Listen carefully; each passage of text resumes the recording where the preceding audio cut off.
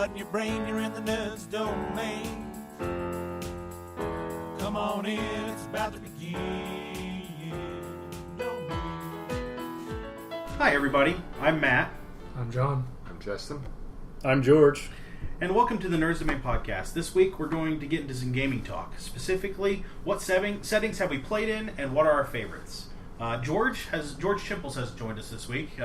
George is a writer for Major Spoilers, as well as a friend of our program, and he will be joining us in the upcoming Masks of Gnarltep play podcast that we're going to be putting out starting probably the end of July or early August. So, George, you want to tell us a little about yourself? Yeah, I've just been gaming for about 10 years. I like a lot of different settings that we will be talking about today, and sometimes I like just reading settings, and I don't know. I like comic books. Okay. All right. Well, this the idea today is game settings, and this was kind of spawned from a Wizards of the Coast podcast from May 10th of 2013. It was called the Second Edition D&D podcast. They really focused on the Second Edition reprint books that were coming out then. They've since came out. How about that? And we got a copy of them. We were really impressed with the reprint look of them. But while they were doing that, they were talking about Second Edition being the addition of settings. Specifically, Forgotten Realms really started in Second Edition, as well as what else am I missing, guys? Dark Sun and Ravenloft got a good overhaul. If it was already out before that. Spelljammer. Planescape, is that? Planescape also. Well, that's part of Part of Spelljammer, but Spelljammer. yeah. So they started talking about their favorite settings, and then they quickly quit. The podcast was a little too short, and they left me wanting more. So I thought maybe you guys wanted some more too. So I went through and looked at some of the settings that are available out there for editions old and new, and looked at what all has been available and what I've played and what we've all played, and we pulled George in, who has some experience and stuff that we don't, and we wanted to talk to you about it tonight. So where do you want to start, guys? We'll start with Ravenloft. How about that? Ravenloft sounds good to me. So Ravenloft is the horror D&D setting? Yes, it is. I've played a couple of games. Every game I run devolves into a Ravenloft game. Well, and it's an interesting situation because it has the ability to devolve that way. I don't know if you guys aren't familiar. Ravenloft is set in a pocket universe where everything evil and wrong goes there from Dungeons and Dragons.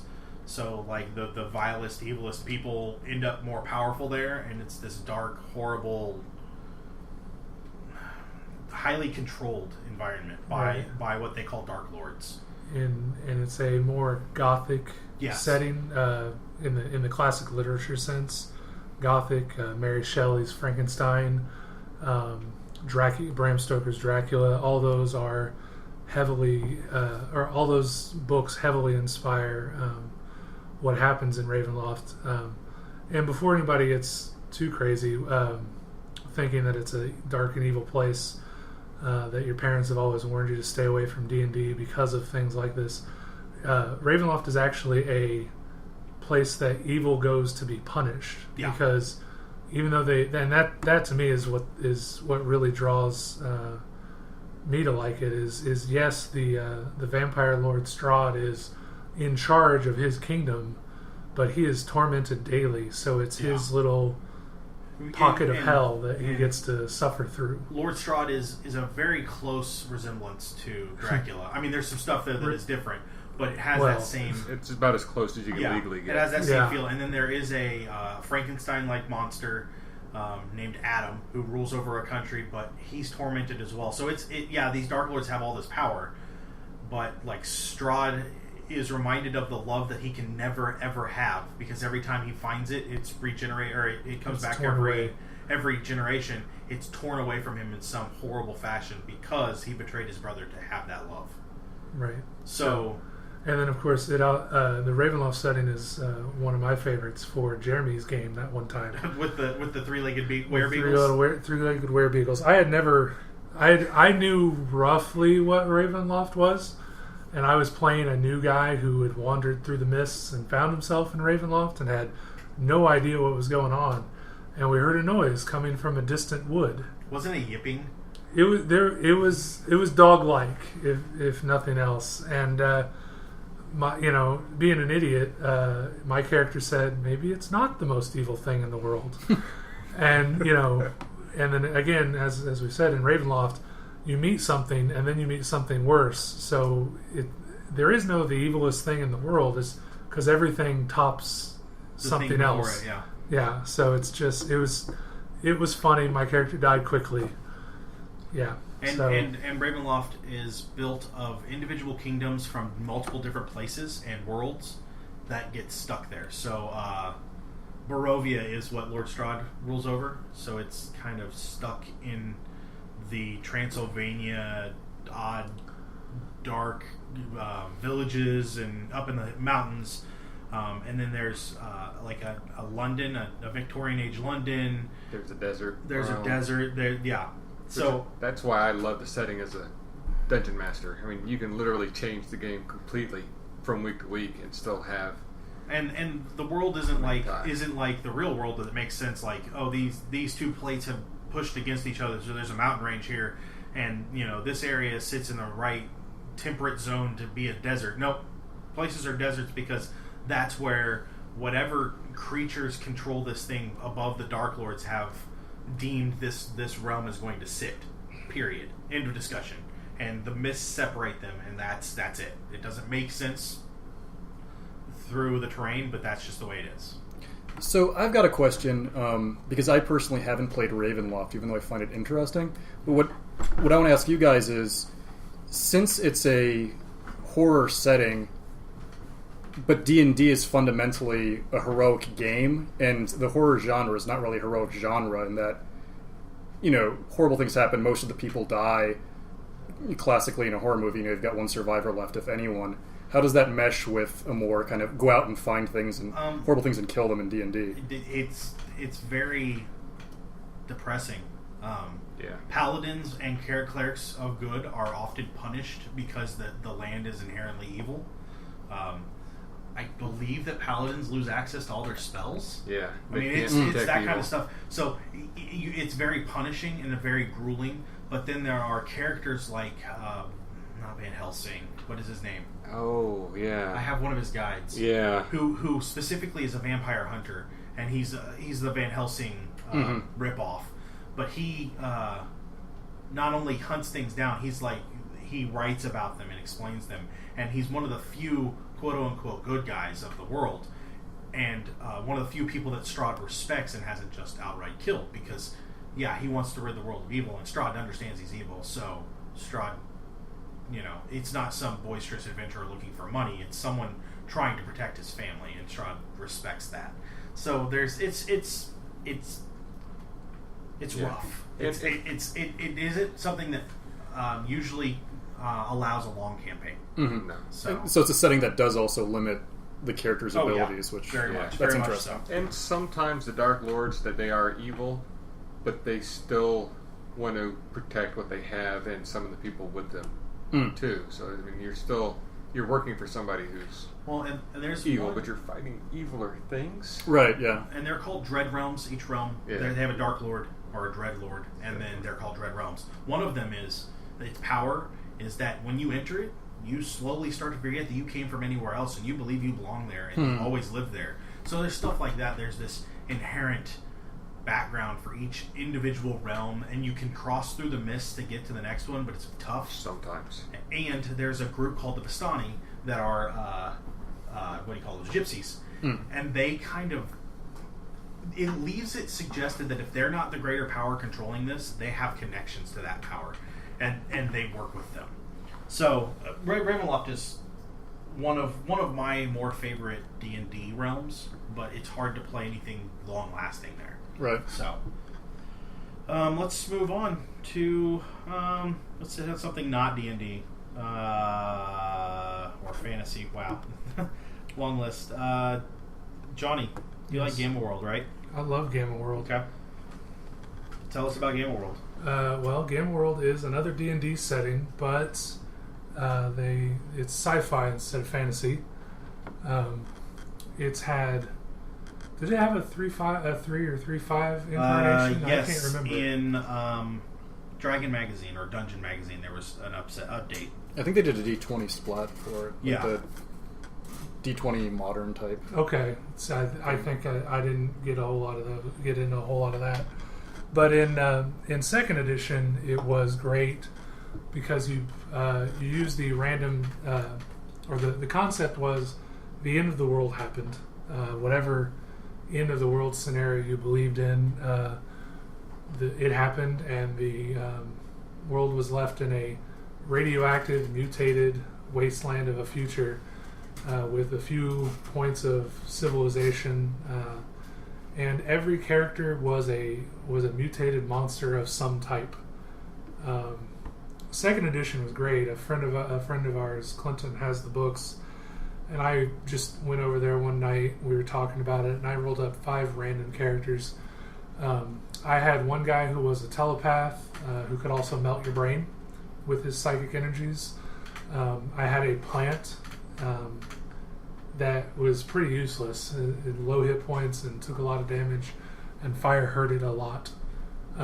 The advantage was he healed easy, and he had a lot of skills, but he was pretty useless in combat. There was a rock gargoyle type monster that had wings and a lot of great stuff. But yeah, basically it was D&D rules used to tell post-apocalyptic futures stories. In 4th Ed, they released 3 box sets that brought the rules into 4th Ed under the 4th Ed banner, codified everything. Character, you still it was, the writing was hilarious. You read the book, and it said, do this, randomly determine this part of your character, randomly determine that part of your character, and then at the end of each section it said, or just choose if you want to. And then at the end of the character creation chapter, it said, so you could, you should have randomly determined this, this, and this, or you could have chosen, if you're a wuss like that, and basically challenged you to make a character who may be less than optimal. But again, you could have a plant creature who threw fireballs. They did a zombie, a reanimated zombie character, and you always had 2 types of 2 aspects to work with, 2 halves of your character, if you will. My favorite is the zombie fungoid. So the zombie is rotting and falling apart, but the fungoid is healing and regenerating. So basically, your zombie half is rotting and falling apart, and you are slowly turning into a mushroom man that heals your allies. So you get to play around with aspects of your character and make them very fun. And they did a really good job of bringing everything from 2nd Ed into 4th Ed and making it feel like a cohesive game. The monsters were still 4th Ed monsters, all that good stuff. A lot of fun. Like I said, it's unfortunate, but that they ended the Gamma World setting with the 3 box sets. But if you buy the first box set, you get player tokens and monster tokens and maps, and you can do a lot with that one box. And the book is small, so you don't have to lug around the giant 2-pound books. It's good stuff. I highly recommend checking it out if post-apocalyptic futures are something you're interested in. Well, and correct me if I'm wrong, the 4th edition one is a little lighthearted. It is. It's very lighthearted. Yeah, it only goes to 10th level. It is tongue-in-cheek. There's no monetary system to speak of. You do get ancient junk, which might be a pencil sharpener or a yo-yo, and people trade in ancient junk, but there's not a hard and fast monetary system like in other D&D settings where a gold piece will buy you a sword. Okay. You have guns. You have ammunition for your guns. it's kind of a weird rule, but again, tongue in cheek, it works. If you use your guns, your ammunition twice in an encounter, it lasts to the next encounter. If you decide to go all out and use your guns more than twice in an encounter, you use your ammunition up. So you might shoot your gun 3 times and you're out of ammunition at the end of the encounter. Or 100 times in that encounter. In the encounter, and you still have ammunition until the end of the encounter. So it's like an action movie. You never have It to is. reload. You never have to reload until you have to reload, and it's Yeah.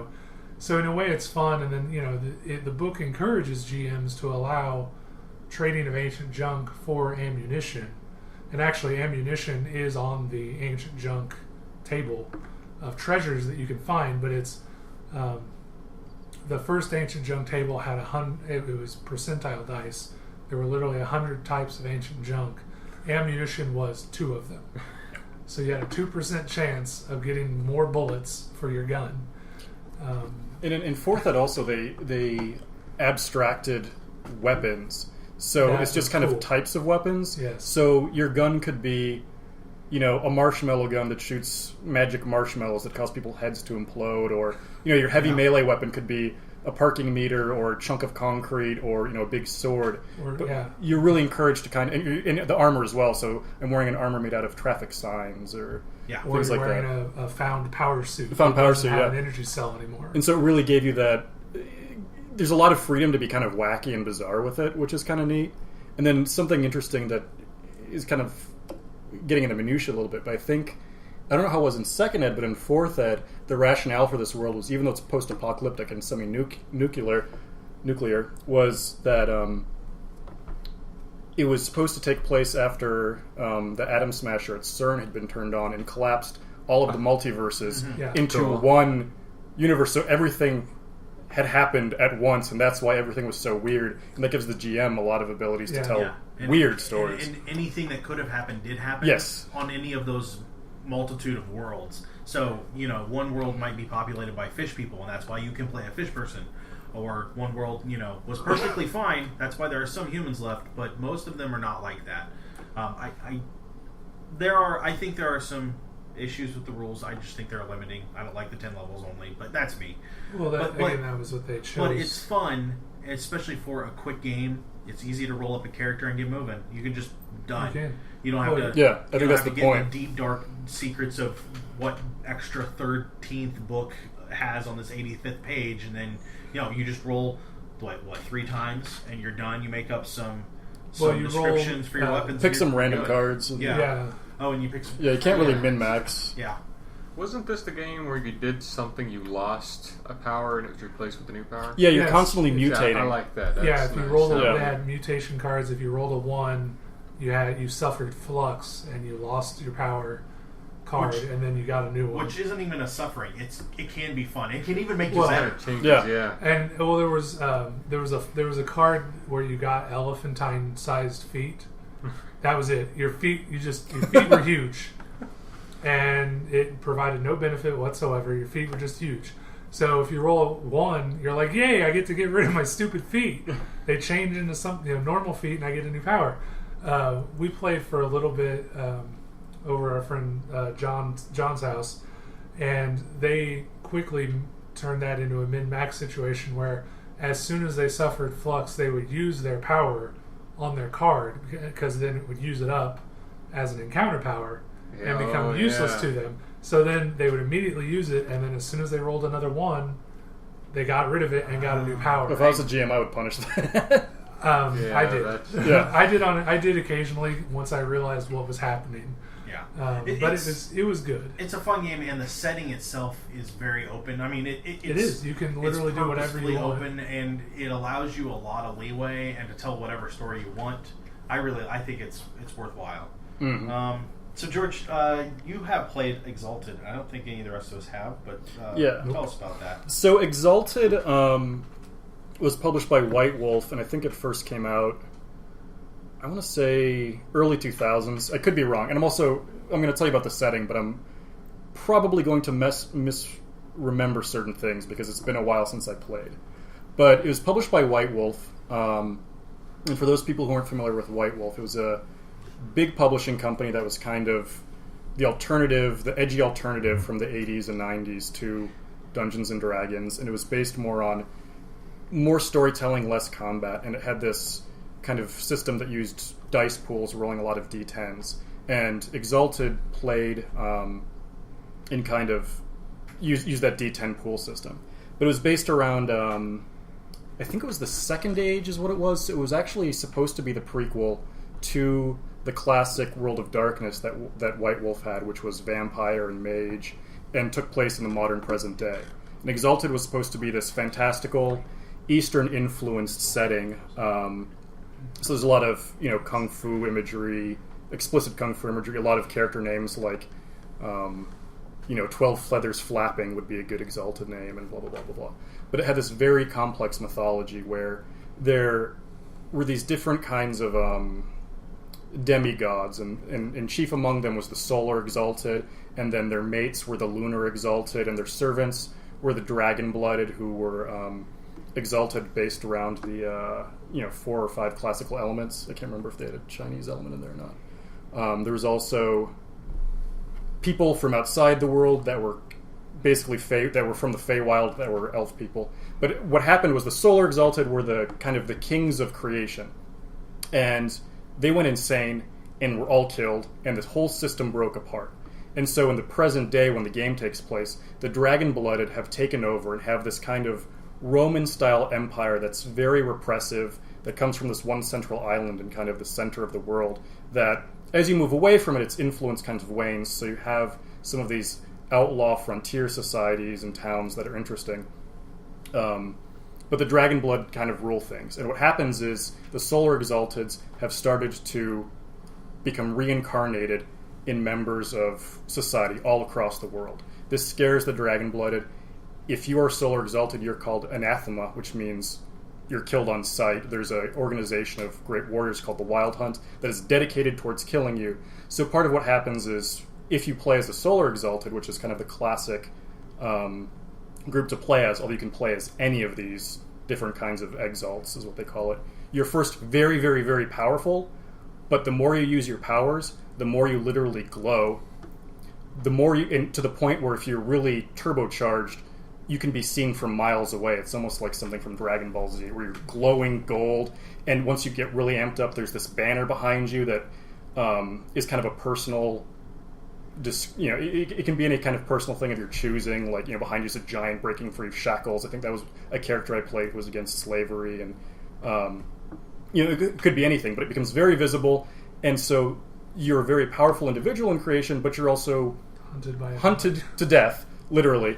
And then there are, of course, all these other different kinds of classes you can play, and so part of it's kind of cool is if you play a classic Solar Exalted, you're very powerful, but it's kind of rough, and but there's Abyssals, there's Alchemicals, which are kind of... Abyssals are basically people from the land of the dead, and are Solar Exalted, I think, that gave up their names or something. There's Alchemical Exalted, there's the Feywild, and so on and so forth. So there's a lot of different opportunities. All of these different kinds of characters had their types, and then part of the fun, though, is you're supposed to be reincarnated, so part of it's trying to figure out what was your previous incarnation like. You might meet people from your previous life. They might be members of your adventuring party. Very often you'll have that kind of setup, where you have someone from each of the 5 different castes, essentially, and there's a lot of exploration. It's very interesting. It's very Eastern influenced. It's also very influenced by the books of the Black Company books of Glenn Campbell, or Glenn Cook, if anybody's read those, which are fantastic. But it's got a really good flavor and backstory, which you don't get to make up your own setting for it, which is unfortunate, but it's really deep, and it was a lot of fun. I liked it a lot. Okay. Jesse, have you played any Exalted? I have not. I own the book, and I've read through it a little bit, and it does look like an interesting world. What do you think of the setting? Do you like the setting? It does. It makes an interesting read. I would like to give it a shot, but I never actually had the chance. That's one of the things with White Wolf, is that they don't give you a lot of opportunities to make your own worlds, but they do a really good job of making their own internal mythologies. That's kind of one of the hallmarks of that. I guess since we're talking about White Wolf, I'd say World of Darkness is what Matt and I played World of Darkness for a long time. Yeah, me too. Which is another White Wolf product. I don't know. I mean, that one, It's still stuck in the real world, though. I mean, I Well, think you can yeah. do stuff with it, but there's still a lot of. I guess that's true. I mean, I'm not disagreeing. There is a lot you can deal with, or you can change within the hierarchies and the situations that you've got, but it's still rooted in the real world. Except I guess the that's a one good thing I point. liked about how the setting description was that it was gothic punk. So they always said it's our world except worse. Yeah. The corporations are more callous. The gangs are more violent. The nights are darker. Like I think that's Bad it's things really happen overdone more in often. gothy, but I kind of Yeah. like that. And when done right, it's Yes, fine. it can be really terrible when done wrong. Yeah, Oh, yeah. yes, it can. Yes, it can.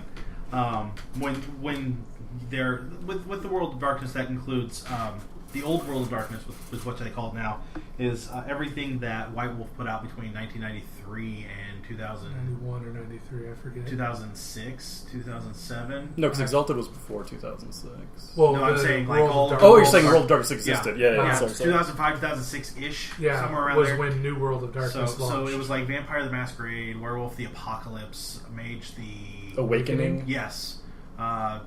Something, Hunter the other thing. Hunter the Hunter the Reckoning. Reckoning. There's Prometheus. No, Prometheus is was New that World. New That World? was New Yeah, World. there's Mummy the Resurrection. Yeah. Mummy, that's the yeah, one. Mummy. Thank you. Yeah. So there's all this, yeah. all these Wasn't there one dealing with worlds. like ghosts? Yeah, there was a ghost Yes, one. Ray- Wraith the Oblivion. And the Yeah. fairy one. Changeling Changeling. the Dreaming. Ooh, the Dreaming. Yeah. So there's all these different games, and I'm sure we're missing at least one or two. I know. So they were all I know just we are. something else. Yeah, something. Yeah, the- It was that's really how it's- stupid. It was something colon some. So the something. essentially, in this, everything magical that you could ever, or mythical or supernatural that ever could have existed, does in fact exist. And unfortunately, In some form or fashion. in my view of it, the world is slightly bent towards the vampire game, but only because it's the most popular. But the way that the vampire setting works is, Cain was the original vampire. Cain from biblical writings. He was the original vampire. His curse was, now you're a vampire, ha ha ha. He made a group of vampires called the second generation. And then the third generation was like the beginning of the clans. It's kind of quiet. Oh. And then the third generation was the beginning of the 13 clans, or sort of. Yeah, The 13 modern clans. it's really again, sort complicated. of. And so each clan has its own traits that are typical for a vampire. So the Brujah followed, their antediluvian was not called Brujah. So the Brujah were like the passionate, angry, sort of rebellious, wanting a change kind of group. And then there were the Ventru, whose, I believe antediluvian was Ventru. Yeah. And they were like the lords and the kings and the controllers and the rulers, and The then classic Dracula vampires. in some ways, yeah. But Dracula's technically supposed to be Samizi, I believe. And this, And it's in the argue, clan. I think you the can argue Zmisi in the are the also histories. supposed to be these lordly things, but they're all about the mutation, not the mutation, the corruption of the the flesh. corruption of the flesh and changing that. And then there are the Toreador, which are all about the art and the passion and the They're into with the vampires. yes, Basically. Yeah. Frilly Anything- shirts. anything Anita Blake or Anne Rice has Anne ever Rice. written. Yeah. And then so there's all these Mulcavian. Don't forget the Mulcavian. Well, My and- favorite and, clan. and, That's and the only Nosferatu, clan. Nosferatu, which is There you go. Nosferatu Yeah. from the film Nosferatu. So there are these iconic vampires, and each one has a clan named after whatever something, and they all bred these clans over generation and generation and generation. And there's this thick backstory, and there's all these things happening. And what's coming is the final nights and the end of everything, when Cain comes back and the antediluvians come back and things go bad, and nothing is ever really And Game World. finished. Yeah, and then Gamma World starts. Yeah, but then they ruined all that with the next thing they came out with, the new World of Darkness. Well, and or so whatever. it came to a point in 2005 or 6 or whatever that White Wolf went, let's put out a new rule setting. We need and a more bunch, money. and a bunch of new books. Well, can I interject Oh, here? yeah, sure. Because I think this is one of the problems when White Wolf's greatest strength and its greatest weakness is its deep mythology. And so what happens when you have deep mythology like this? You've got this. So what Matthew said is only like the tip of the iceberg of the history of this good setting, Lord, and it's yeah. so complex. And there's things that happen in the Middle Ages and ancient Rome. And so you have all these interesting stories, and it's really cool, and it's really fun to get into as a player, and fun to run different stories as a GM that touch on all these aspects. But from a publisher's point of view, you need to be putting out product. You need to be putting out books that people are going to buy. And with all of these books, the mythology gets deeper and more complicated and weird. And then you start getting really bad power creep because you need antagonists or you need clans that are going to be powerful and bigger threats. And so by the time that World of Darkness basically needed to be rebooted, the history had gotten so complex and convoluted, and there were so many different books, and there were so many different...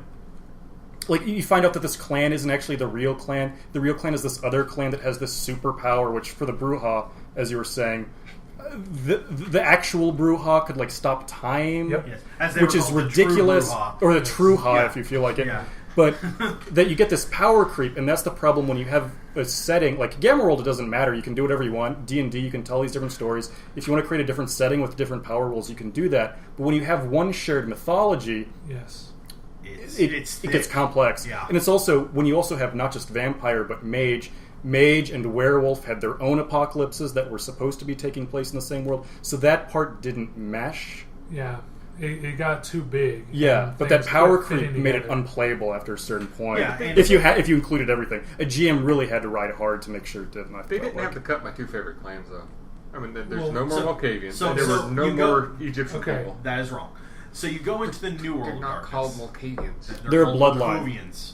Whatever. They're But still I not think called them, though. there's a bloodline. Okay. I think. Oh, Yeah. Yeah. That's- So then there's the It's new not a the clan. New World of Darkness, where the White Wolf went. Let's Clan's simplify also- some stuff, which they did at first. yes. So they made it a. 2004 is when that came out. Oh, was it 2004? 2004. Really? So, Wow. In the old August World of 21st, Darkness, I feel there old. was there were three power structures for the vampires.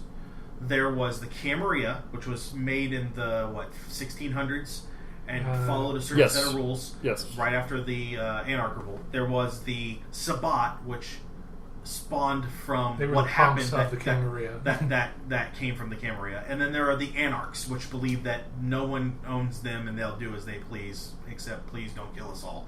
And then there's also the Lin Kuei Jin, I think, the Asian yeah. vampires, Oh, which yeah. are not really a part of anything, Yeah. and were just weird. Also, there's African vampires. That's too. Kindred of the West.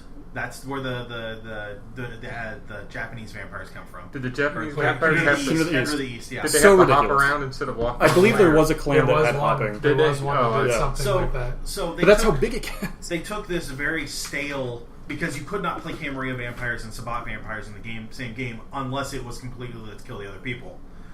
So then they made this complex, what do you call that?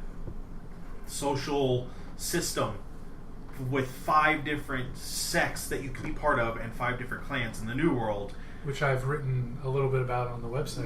which is available on the website to review the book. But they take these 5 political or religious sects, and they all can hypothetically work together. Hypothetically being the key word there.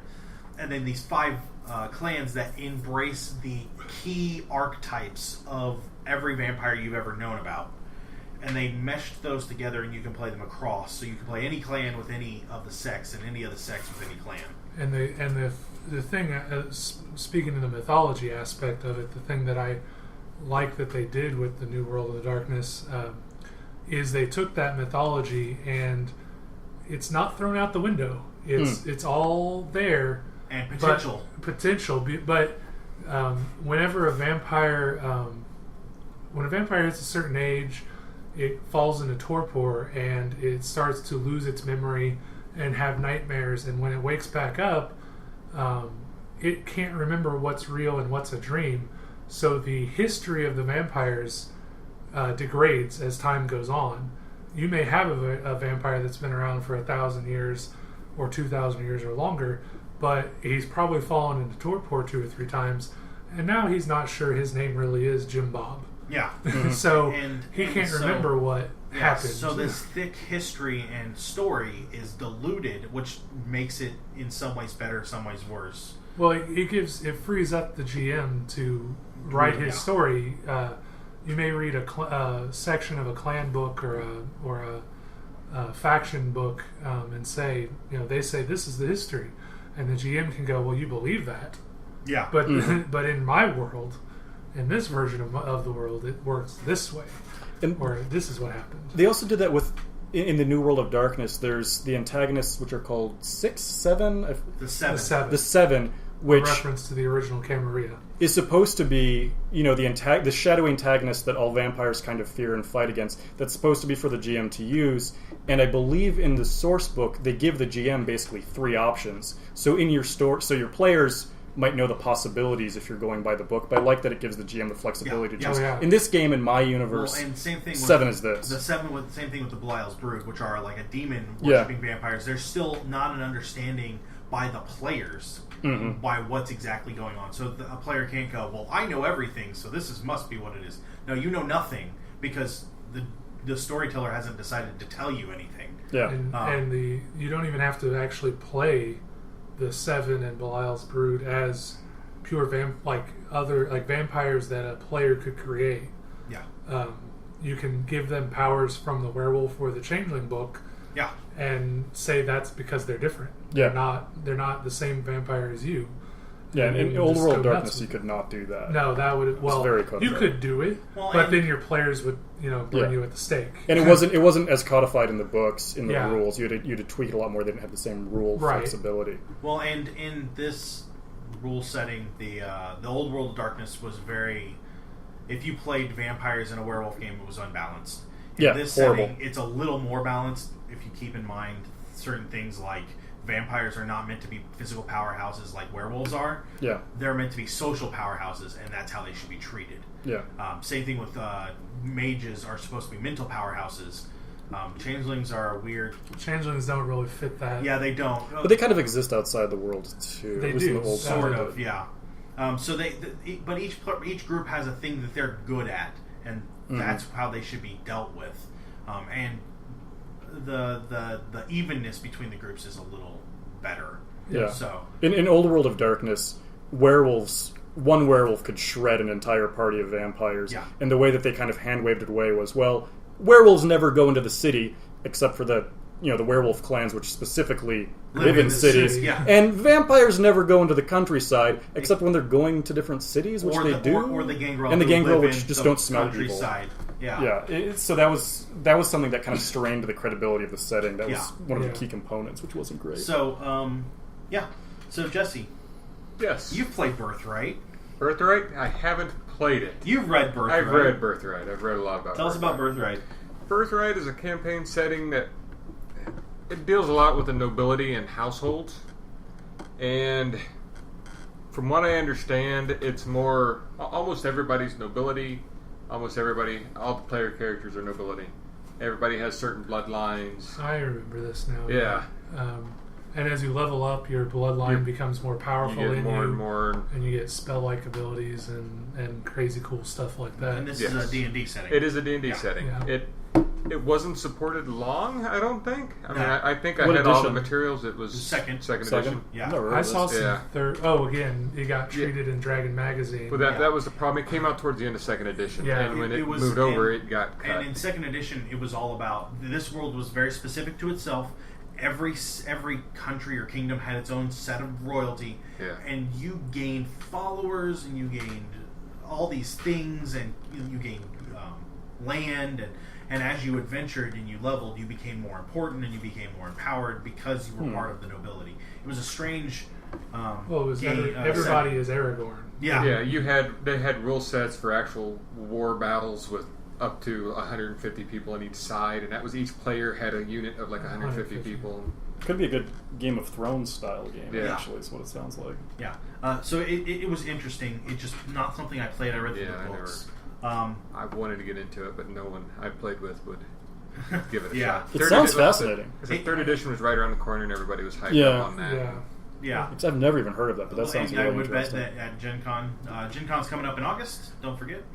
Gen Con, you could probably pick up all the boxes for $10 a piece. Yeah, Interesting. I mean, there's and there only was like 3 boxes. There was a I think. box set or 2, I think, or Yeah. 3, and they were all everything you needed was in them. And you could probably take it and adapt it for other stuff, or at least Oh, you yeah. know. The one thing I do remember is the main box set came with a CD with a soundtrack. Wow. Yeah. Was it by Midnight Syndicate? No, this it was was prior a to long Midnight time Syndicate. before Midnight Interesting. Syndicate. That one and Red Steel were the only 2 I've played that ever Yeah, had. you ever could came totally with take that into 4th Ed with a theme for each bloodline. Yeah, yeah. That would totally work. or figure out some extra powers that you would give, Yeah. or something like that. Anyway, So I'm gonna hit a couple other D&D ones just to get those out of the way. You guys played Hollow World? No. Nope. Hollow World. I Have you I haven't played but it, you're but familiar I'm with it? familiar with So it. Hollow World is it's just a normal D&D world, but as a race starts to decline and get close to extinction, the gods of Hollow World take them and put them inside the world. So it's the inside of the world is empty, and what do you call It's that? hollow. It's hollow. That's the word I'm So looking you for. live- They're on live the on other the- side of the crust. Right. Yeah. So people Hollow are on the Earth. outside, Yeah. and these fallen civilizations are on the inside. Yes, Yeah. and so they repopulate, and they're kept safe there. And the part of the adventure is going from the known world, which is the outside, into the hollow world through through these tunnels and caves and all that, and experiencing all these now extinct on the known world civilizations and all of the things that they have that no one else does because their technology went with them. So that one was interesting. Well, Yeah, go ahead. I'm just having was a on hard the time second wrapping edition. my head around this. Sure. Yeah, So, physics like- doesn't work here. Well, not physics. I'm talking about the idea of. There's a sun. Well, no, I know Hollow Earth. Like, Yeah, I mean, yeah. that's a game that setting a we can whole talk other, yeah. about, whole nother company. But like, so I mean, what was on the outside exactly? Was it another D&D setting? It's just Yeah, a regular just- D&D. Okay, setting. so you picked. Well, we're gonna probably talk hit Well, on these technically, Greyhawk or Dragonlance, and then your characters found ways into. Yep. And then began technically- exploring those Technically, worlds. that setting was called Known World. I mean, it did have a It specific had its setting own. for it, but you could have used Hollow World with anything. It's just Okay. it had certain. Well, I was races just that I was just wondering, like, you know, the in Hollow Earth you have the world we know. It's Hollow Earth is another setting. I'm drawing a blank on who makes it. I don't know. Yeah. It's a fate system, fudge dice, all that stuff. Anyway, it's set in the 1920s, right before World War II, and then your characters find their way inside, and there are dinosaurs and Amazons and all this other crazy stuff, and then the Nazis have maybe come down. So the thing is, 1920s Earth on the outside, and then you find a strange world on the inside. So what I was having issues wrapping my head around was what's on the outside is a known D&D world to your party. It's called Hollow Earth Expedition. I mean, Okay. I know that sounds No. but I it's a quick clarification, and Yeah. it's put out by Exile Game Studios. It actually has been nominated for a bunch of Origin and Any Awards. It Came out in 2006. Yeah. It's very interesting, and there's a couple of podcasts that use it for ongoing stories. Fandible.com has a semi-ongoing story if you want to check out the Hollow Earth Expeditions. But anyway, Oh, but- it's set in the 1930s, so it's kind of like It's- Jules Verne then, or That's part of the concept. what's the Fortune and Glory? yeah. It's that world, except you go inside and find dinosaurs, Oh, Amazons, okay. fight the Nazis in the lost. The story Fandible is using is they wind up at one point in the story where everything lost in the Bermuda Triangle goes. If your plane goes down in the Bermuda Triangle, it ends up in Hollow Earth. So somewhere in their world, Amelia Earhart is potentially running around doing her thing. It's it's a really fun story. I recommend checking it out. After you've listened to all of our podcasts 8 times or so. Download it a lot. 8 times. Um, Anyway, So to go back, I'm Hollow, sorry, yeah, Hollow Earth in the D&D or Hollow World in the D&D setting, it's you pick somewhere pick a world that everyone at the table knows, Yeah. and then go and explore unknown worlds. Yeah, and that's actually where the Sauron race, the dinosaur humanoid Yeah. race, comes from. Hollow World was where it first originated. Okay, The sure. rule set No, of that's that. cool. I kind of like that idea. So to move on, sorry. Yeah, no. Another D&D game setting is Greyhawk. I think we've all kind of played in Greyhawk. Well, it sort was of. the core. Yeah. It was the It core world was for a kind of long the core time. world I've for a long time. Played in it, but I never knew I was actually playing in it when I was Right. playing. I have not played in it. Oh, wow. really? You did, Well, did, if well, did you if play? If you've Castle ever Blackmore cast or- Big B's Crushing Hand or Tensor's Floating Disc, all of those. I don't play wizards. All of those. Well, spell, get out all of those here. I'm spell serious. names. All the spell names come from Greyhawk. Yeah. And it was really important to D&D, and it's how it really started. That's going to Yeah. be for D&D next. Is the Default. Greyhawk's the next Oh, setting, good. You're right? going back to that Good, again. 'cause that- Good. it- yeah, I have was, they said For that? first, second, and third edition, it's the core set. yeah, Yeah. Against the Giants was there. It's they announced it last year at the keynote address. Okay, is I that missed was that. going to be the first? That's going to be Busy. the main setting. They're going to because they had the guy who was Elminster there. Oh, Ed yeah, Greenwood. Ed Greenwood. I Ed met him Greenwood last was year so at Gen Con too. Nice. Pumped about that. Yeah. But yeah, and for me it was kind of a disappointment because I know it's stock D&D and the classic D&D, Oh, but that's good. I haven't. When I've played regular D&D, it's always been homebrewed settings. Yeah. If it wasn't something like Dark Sun or Planescape, Well, so and I have no connection to it. A big part of it is that a lot of the 4th edition gods are actually Greyhawk gods Yeah, all the that players. they retooled a little bit. And that's Yeah. okay. I'm okay with that. And it Yeah. really is generic enough. There's a thick story in Greyhawk. It's just very low magic, very... Mm. Yeah. Well, yeah, All in the second first ed it was- modules were, and Yeah. second edition modules and original D&D modules were based in Greyhawk. Yeah. And like a lot of the Greyhawk gods are all like the first guys who played with Gary Gygax and everything Yeah, like that. Yeah. Yeah, and then Dragonlance actually is how I got into D&D. Me too. I've Dragonlance never It's- been a novels. fan of I got Dragonlance. the novels too. I've never played a Dragonlance game, but I read those novels. That's when I was in middle school. I think Yeah, that's right. yeah. And they were Yeah. great. Yeah, I love them. So, I've tried to read the Dragonlance novels. The only one that I really like is when they took the character and they put him in Ravenloft. Well, That- because there's a Like crossover. Ravenloft. There's Yeah, no, it was no the Lord the Soft Lord crosses Soft over. crossover. Yeah, I love Yep. that. He's in book. both That was- universes. Yeah. For some reason. because he's evil, because he's evil being and punished. Yeah. He technically leaves Dragonlance Yes, and for goes a while. to And then Mhm. he is the only character in the history of Ravenloft. Ravenloft that has ever escaped. Interesting. So, Dreadlord. another one that's important is the Forgotten Realms, which was made by Ed Greenwood and has been written about a ton by R.A. Salvatore. His character Dritz is very important to that. Whatever. For all of the complaints about Dritz and about R.A. Salvatore, were it not for him, fantasy writing would not be where it's at today. I can't deny that. I just So, the Drow gone good. It just bores me. It's very Mary Sue-ish, isn't it? yeah. Yeah. But again, like Matt said, if it weren't for that, I wouldn't. I wouldn't have.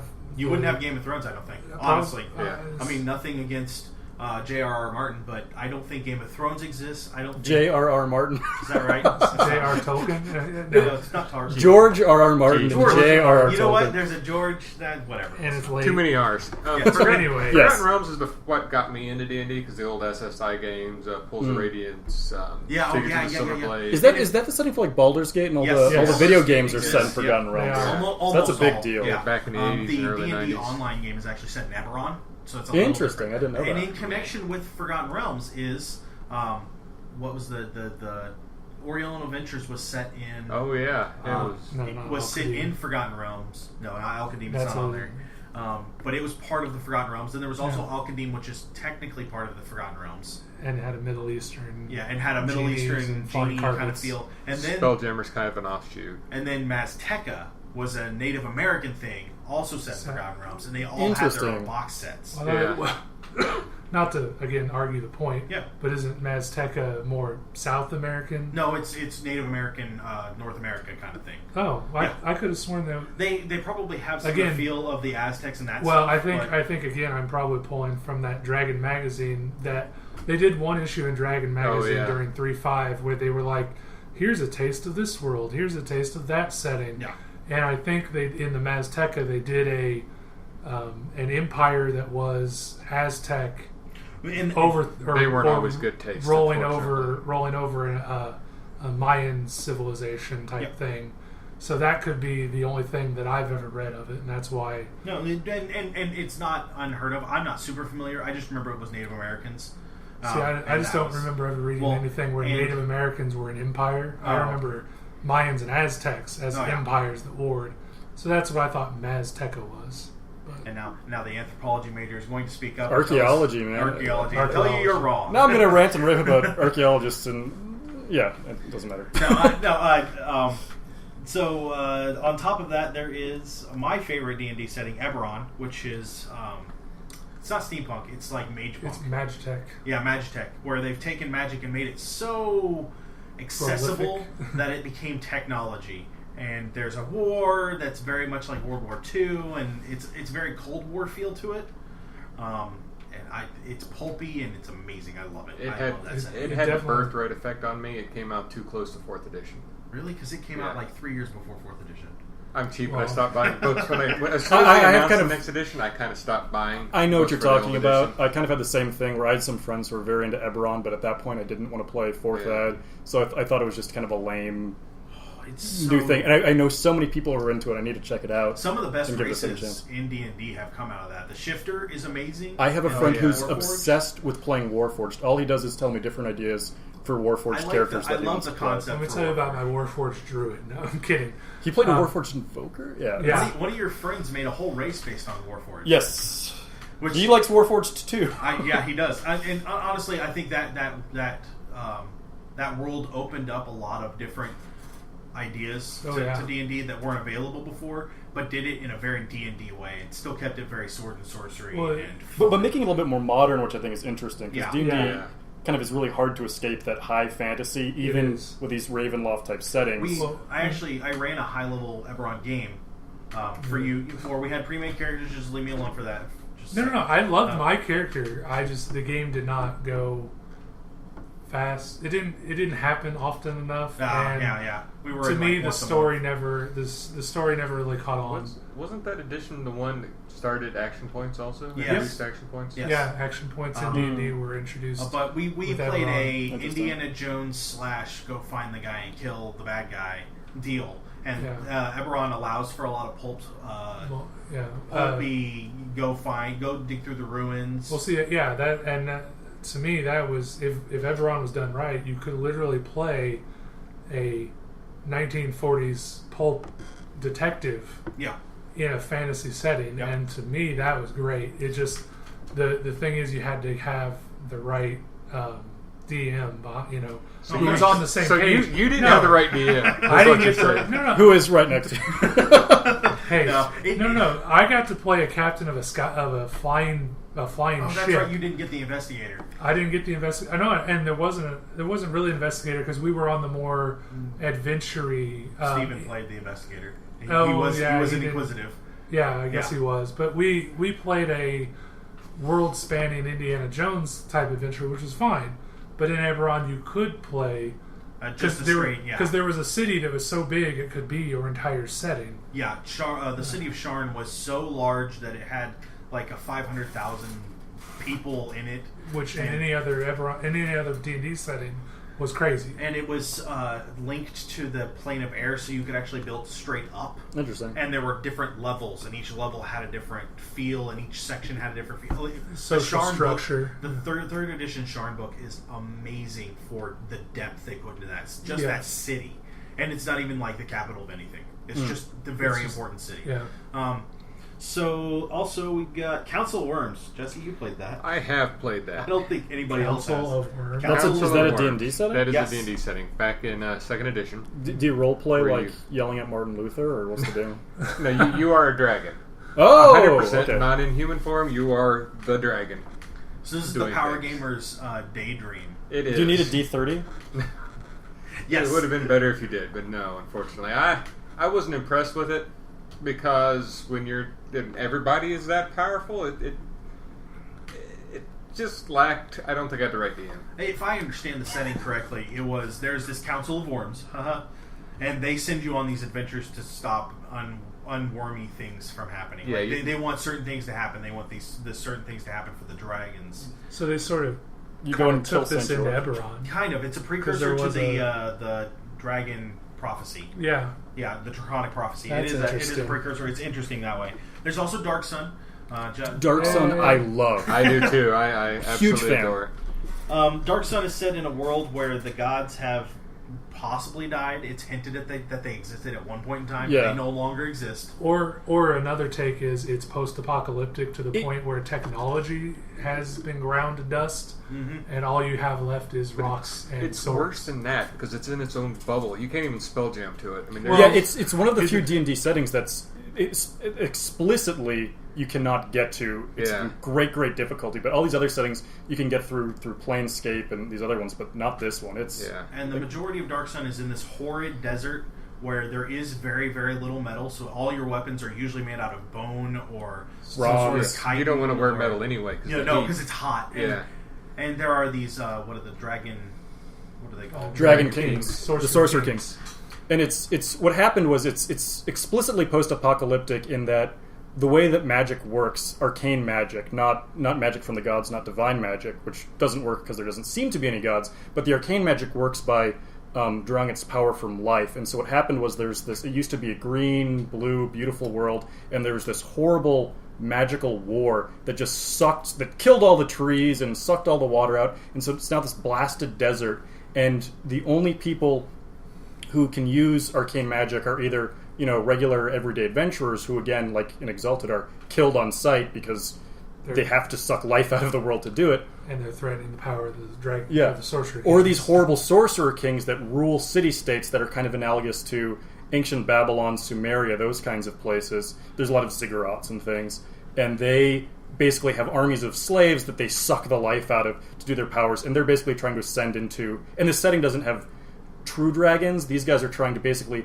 gather enough power to get enough people together to kill them so they can turn into a dragon. And there's also been wars of genocide. Like, I think all the gnomes have been killed. Well, and that was one of the things. There was the original all the goblins. Dragon, Bor the dragon, and his disciples who became the sorcerer kings. They were tasked with eradicating a race. Yes. Each one. And the gnomes are gone. The dwarves are low in number. The halflings are cannibals. Halflings are cannibals that live in jungles. I love it. Yeah. I love it. And so all of these races, like the elves exist, They're but moles. they're different. They're like nomadic gypsies who wander the wastelands. Yes. It's just this amazing place, and they've introduced the mules, the moles. Half dwarves. They're half dwarf, half human, and they the gladiators are big in this world. It's really, really. But I got to take a chance to talk about the Thri-Kreen, which is go a ahead. race from. In second ed, they were ridiculously powered, so I believe they had an equivalent level. Like, if you wanted to start as a first level Thri-Kreen, I think it was equivalent to an 11th level human, 10th level. I think it was in double digits. I thought it was under 10, but it's not. They had like four. relevant. They were able to use their little arms. It was pretty stiff. They don't sleep. They don't sleep. They don't require water. They make weapons out of their own spit. But they're 6-7 foot tall praying mantises who I think were actually sized large in second ed. In fourth ed, they're not. In fourth ed, they're not as powerful, so they could be played as a starter race. But they're basically praying mantis people, and since it's a desert setting, these insectoids, like instead of horses, you've got lizards or bug things that you ride around on, and bugs and reptiles are a lot more prevalent. But the Thri-Kreen are these just kind of uber predators. So much fun to play, and one of the best things about them is that they can get addicted to eating elves, which I thought was great, and they don't sleep, so you always wanted to have a party with an elf and a Thri-Kreen, so that when the elf was, doing his little sleep, trance thing, the Thri-Kreen doesn't need to sleep, so he's on watch all the time, so you can just stare at the elf, and then the elf wakes up, and you're there staring at him, and, you're friends, but maybe he tastes good. And Thri-Kreen are basically the best D&D race that's ever been made. Better than Warforged. I don't know if I'd argue that, but I think that they do have a lot of potential. Not a lot of games let you play as a giant insect. No. That's all I'm going to say. That's true. It's true. Well, except for Gamma World. Gamma World, They also introduced half giants too. Half giants, yes. Right. And those are like half giants are a lot of times used as like secret security by the sorcerer kings. It's a very dark setting. Slavery is very prevalent, and also it's a survivalist setting where getting water is tough. Just in D&D, normally classically you're going from village to village, and it's not a big deal. You might see some goblins, but here it's tough. Getting from city to city is rough and dangerous. And being in a city is dangerous. Getting from city to city has survival rules. Like there's rules built just on, oh my god, how are we going to make it? And there's an ocean that's made out of silt that you have to have boats that kind of ride around on skis, and there's these giants that can walk around the bottoms, and it's a really rich setting that I just am fascinated by. Which it's funny because I actually just quit running in the Dark Sun setting at my other game because I couldn't get anybody interested in it. Some people hate it. Some people loathe that setting. It was fine. It was just my other group was used to going from village to village and making gold and killing monsters, and you can't do that there. You can't do that in Dark Sun. They'd say, okay, well, we want to go kill a monster. I'm like, okay, there's a farm a few miles outside of town that wants your help. Mm-hmm. And they'd go, okay, we've done that. Now what? And they're like, well, now you got to survive the trek back to the city. Right. And they're like, well, can't we just go back? No. We made it out here. because you came from the city with all your supplies. Right. Yeah. You've used them up. Oh, this is kind of boring. Yeah, so I you don't have to- like this. You have So to keep track of water, and one of the things that's good about the setting that in second and they stretch, since there are basically no gods, all of your clerics don't really exist. You can't really paladins. A lot of your healing powers are gone, and in fourth ed they worked tweaked around setting, but they Yeah, tweaked it. So it's like, they well, fudged it. there might be one gnome left, there might be some clerics left, and I Well, really did not like that. When one of my favorite stories of gaming comes from Dark Sun. In 4th edition, right as they were releasing the books, at Gen Con they did a thing where you could go to the arena. And you Oh, brought cool. your group of 6 people and you went through these arena fights. And They did like a gladiatorial fight, and they it's were very Dark horrible. Sun. And you had to make through, and if you did, you got gold, but it was not guaranteed you'd walk away from that table with your character still Right. alive. And then the more points you got from playing the arena stuff, the more rewards you could get that Wizards was handing out. So we go to the first one. We fight through 3 encounters. We're allowed to take our rests and all that. We get to the last encounter. All of the party is dead except for me and my girlfriend, Shirley, who you've heard on the podcast previous, and the monster. And the monster's almost dead, and she has 1 daily spell or daily power left called Split the Tree, which is essentially you take your bow, you put 2 arrows in it, you aim at 2 creatures, and you let it go, and it does a bunch of damage. Well, it's only me and the monster, and she can't possibly shoot the monster with that because she has to have 2 targets. Yeah. So I'm like, go ahead, it's fine.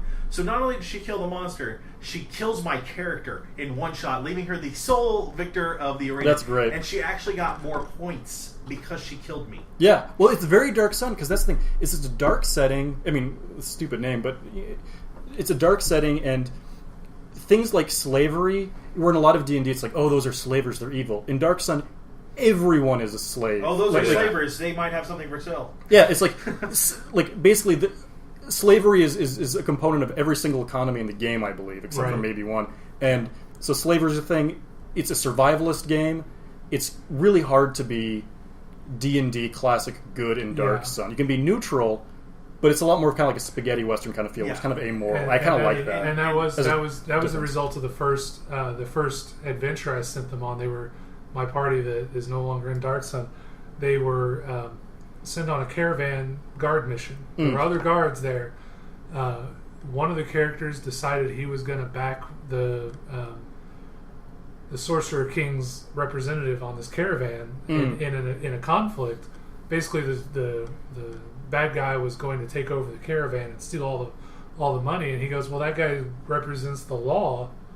I'm going to back him." I'm like, Yeah, that "No, makes sense. no, guys, you're on your way to another place. You don't have to deal with the law behind you. Yeah, You're going yeah, to the new place."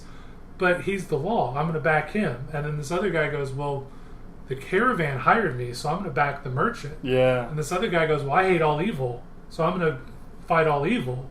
And basically, they just turned on each other, and only one character survived Oh, it's rough. and went to the new town and met the new party. Yeah, And yeah. I was like, "Geez!" And then it happened a second and a third time. Dark Sun is very much like Ravenloft in a lot of its themes. It's rough, it's hard, it's evil, it's dark, Yeah. it's dangerous.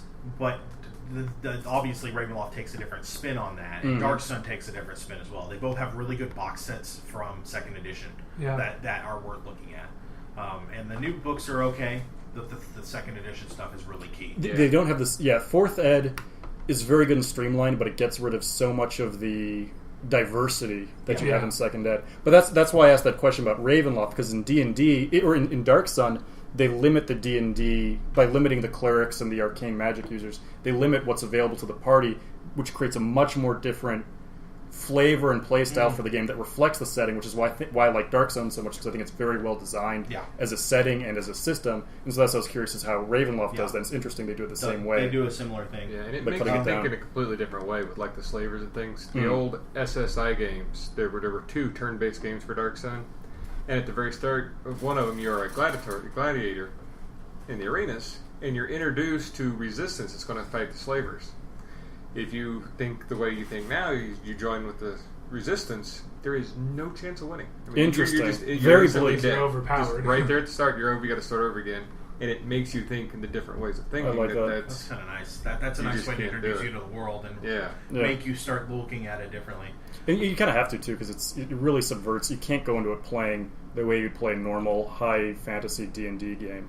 Oh, and incidentally, I don't know if any of you guys would have remembered this, but back when I was reading comic books in early to mid 90s, TSR, which was the company that owned Dungeons and Dragons at the time, had tons of advertisements in comic books, and there was this one for the Thri-Kreen, which I didn't know what D&D was. I didn't know what Thri-Kreen were, but it was just this great art splash of this giant Thri-Kreen, this giant praying mantis thing, explaining all the reasons why it was such this great predator for the world of Athos, which is the name of the Dark Sun world, and it was a really cool ad, and that made kind of an impact on me. So then years later in college, when I got to play it, I was like, I'm playing a Thri-Kreen, that's cool. Incidentally, Rifts also advertised a lot. They Oh, I thought you were going to say comic Rift books. has a Thri-Kreen. No. Well, technically You it could. does, because you can. Rifts has everything. Yeah, you can do whatever you want. Now, I don't remember that Thri-Kreen ad. I'll have to see if I can find it, because it made an impression on me, because I didn't even know it was for D&D, it just said Dark yeah, Sun. you were like, I want to know what this is. Yeah. I had no way of finding it out until years Yeah. later. So, I'm sorry. No, go ahead. Let's move us let's along move with to some of something the... else. Yeah, sorry, I'm really No, enthusiastic. you're about fine. that. You're fine. So, a couple of D&D settings. Planescape, which was different planes. That was the one where you could go to everywhere but Dark Sun. That's Yep. the Rifts of... And Spelljammer, which kind of fit Oh, in there, and you got a spelljamming ship, which Yeah. is just a flying ship that could go from plane to plane. I absolutely love Spelljammer. Yeah. One Interesting of the, setting. They yeah. both, I believe, Planescape had an SSI game, didn't it? It had a game. It had a TSR game. I think it was after they had canceled the SSI branch of. Here's the second coolest race in D&D. Actually comes from Spelljammer. I forget what they're called, that but the they're Bogers? essentially space hippos. Yeah. Oh, they have the Space space pirate symbol, the hippos, gifts. Yeah. Gifts, thank That's you. it, yeah. Sorry, So we awesome. got the second edition books, and I was flipping through. I'm like, really? There were hippos? Yeah. They Hippos had from guns? space. Yeah, with guns. Oh my god, they were And then fantastic. Space finally, pirates. as far as I can see on our list, finally is Kingdoms of Calamar, which was actually a setting put out by Dungeons and Dragons. Do you It's play the as a only- squid? No, not Not It's calamari. the only setting that in third edition that Wizards allowed another company to build directly in correlation with what they were doing, but let them keep all the rights too. Do you know what company it was? Yeah. Like, It's why- the why same would they one let them does- do that? I'm it's the curious. same people who do Knights of the Dinner Table. Yeah. Okay. It was because it was we wanted to, so it was a hand-in-hand partnership is essentially what it looked like. But it was very well promoted by D&D. It was pretty well written. It's very deep. There's a lot of history. No one plays it. I don't think it ever. I've never heard of it. Only thing I ever used I it would- for was Hobgoblin Race. Yeah. I would argue. I actually, it had a big following when I was in college.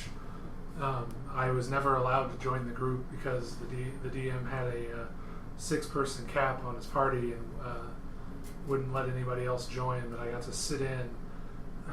Kingdoms of Calamar had kind of a big following in some circles. Really. Yeah, I could never get anybody up again- here to play. Again, my experience versus I yours. wasn't really So interested in it. yeah, it I like was- the Hobgoblins, but So that we'll kind of round out D&D that way. Sure. But Shadowrun. Have you guys played Shadowrun? Read a lot of it, never played it because the system seems complex. It is. Yeah, It can I'm be. in the So same Shadowrun boat. is a system set in 2070, between 2070 and 2075, depending on what edition you play. And essentially what happens is at the end of 2012, when the Mayan apocalypse comes, it does actually end something. It's the end of that age, the beginning of a new age. And it's a magical age.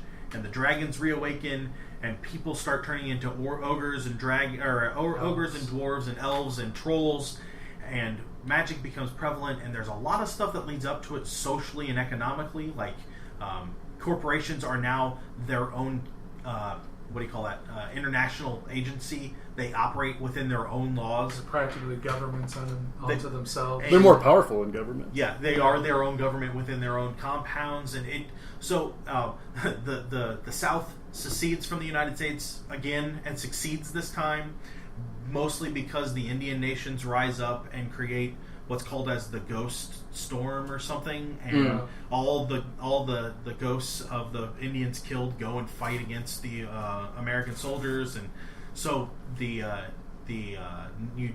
American Indian nations get their own swath of land between essentially the Mississippi River and California becomes its own free state, and Seattle, which is where the game typically takes place, is its own city. No one owns it. It's technically controlled by the The the Canadian American states, because Canada is part of the northern United States now. Weird, but it is controlled by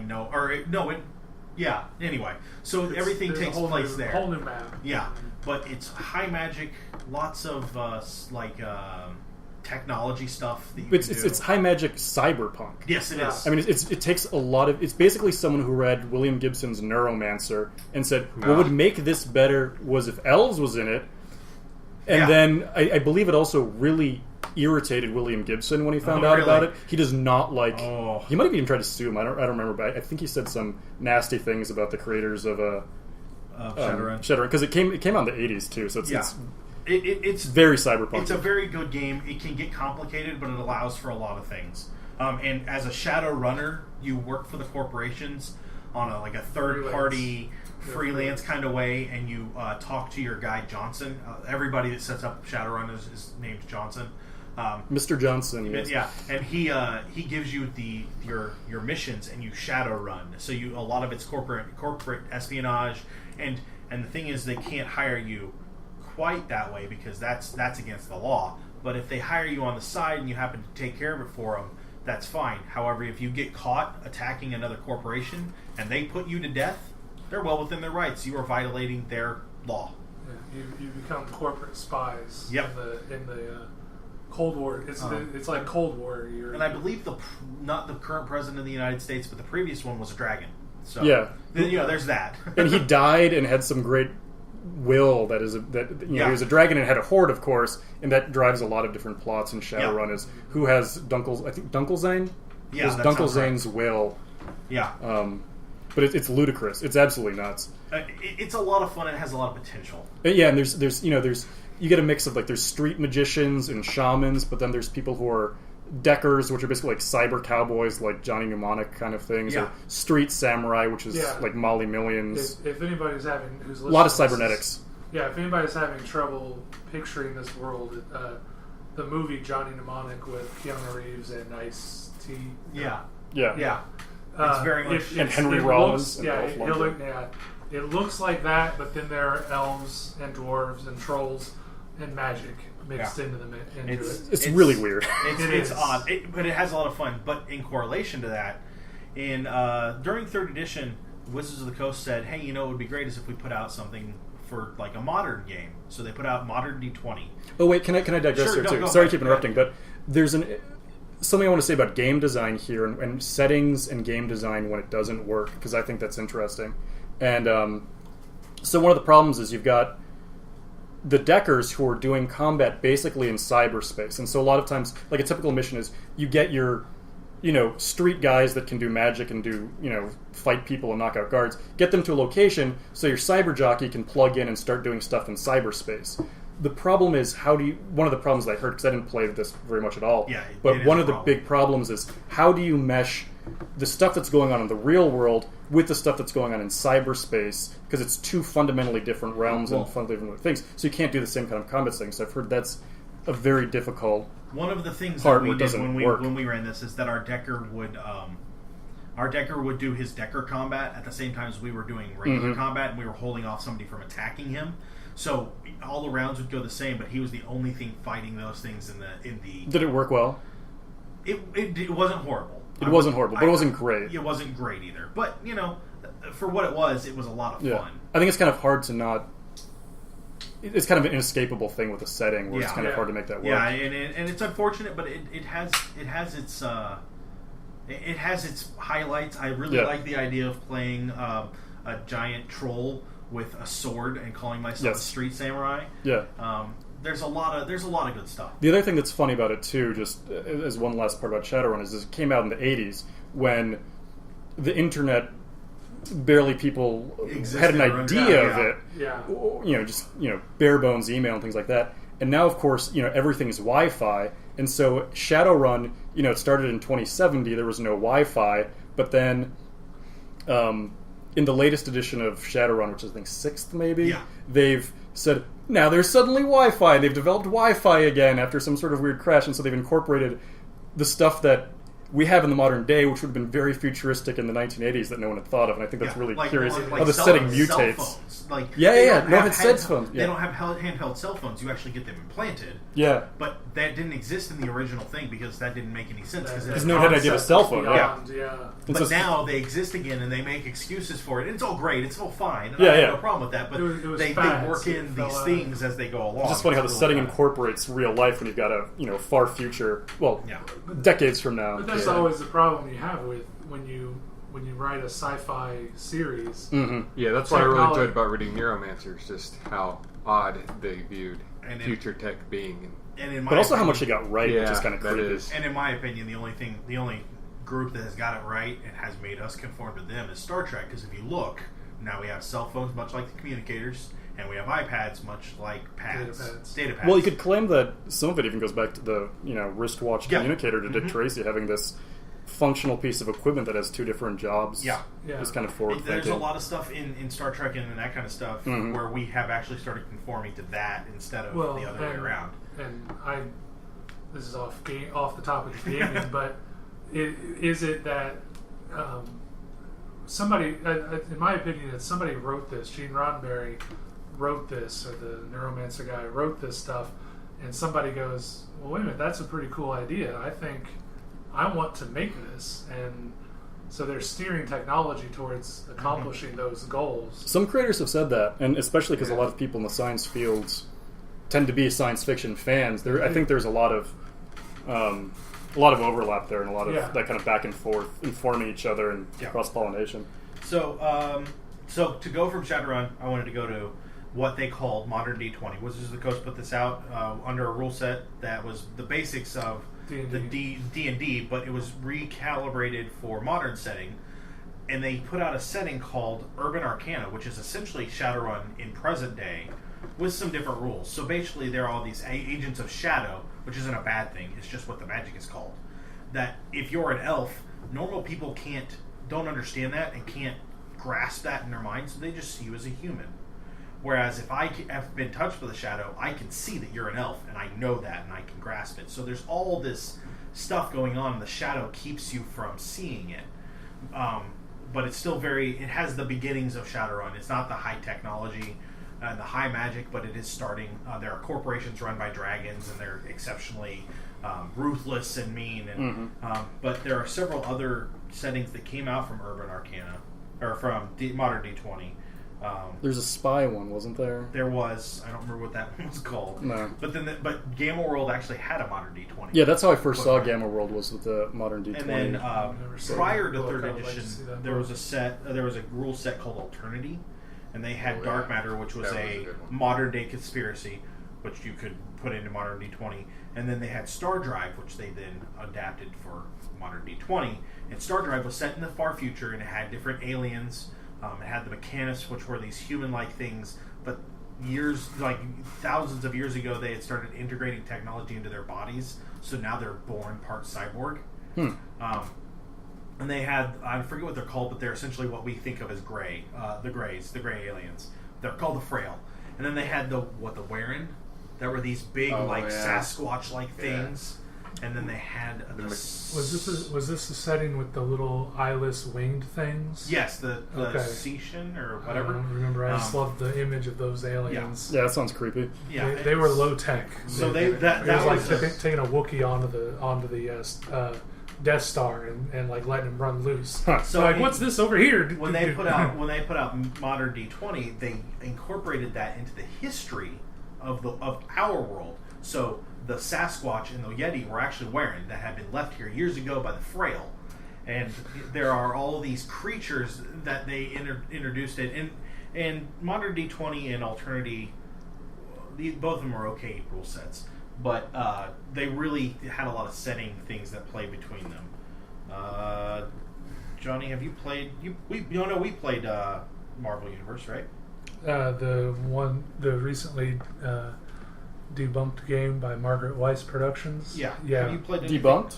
They got the they did not renew the license. Really? Essentially, they said that the license was too expensive for what they were making, which I can see. So they've ceased any production. That's too bad. I talked to that crew last Gen Con, and they were very Very nice people. They were very enthusiastic. The game is not perfect, but it's not bad. No. It has some really good elements.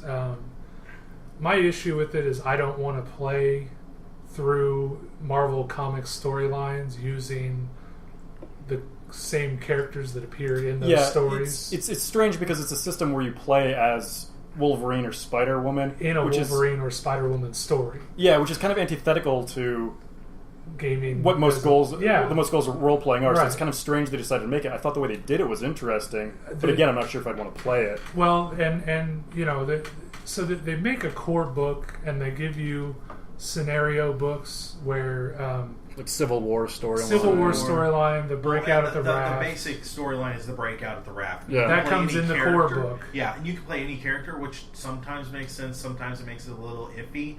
Like, why the crap is, I don't know. Who did I end up? No, we played something No, else. I made my own story. We Yeah. played Matt and Shirley were Power Man and Iron Fist. Yeah, And- Heroes for and, Hire. and we were Awesome. fighting them Yeah. jive turkeys. Yeah, Nice. and they were hired by Donald Trump to escort some Oh, God. jewel from this vault in a jewelry store to his place.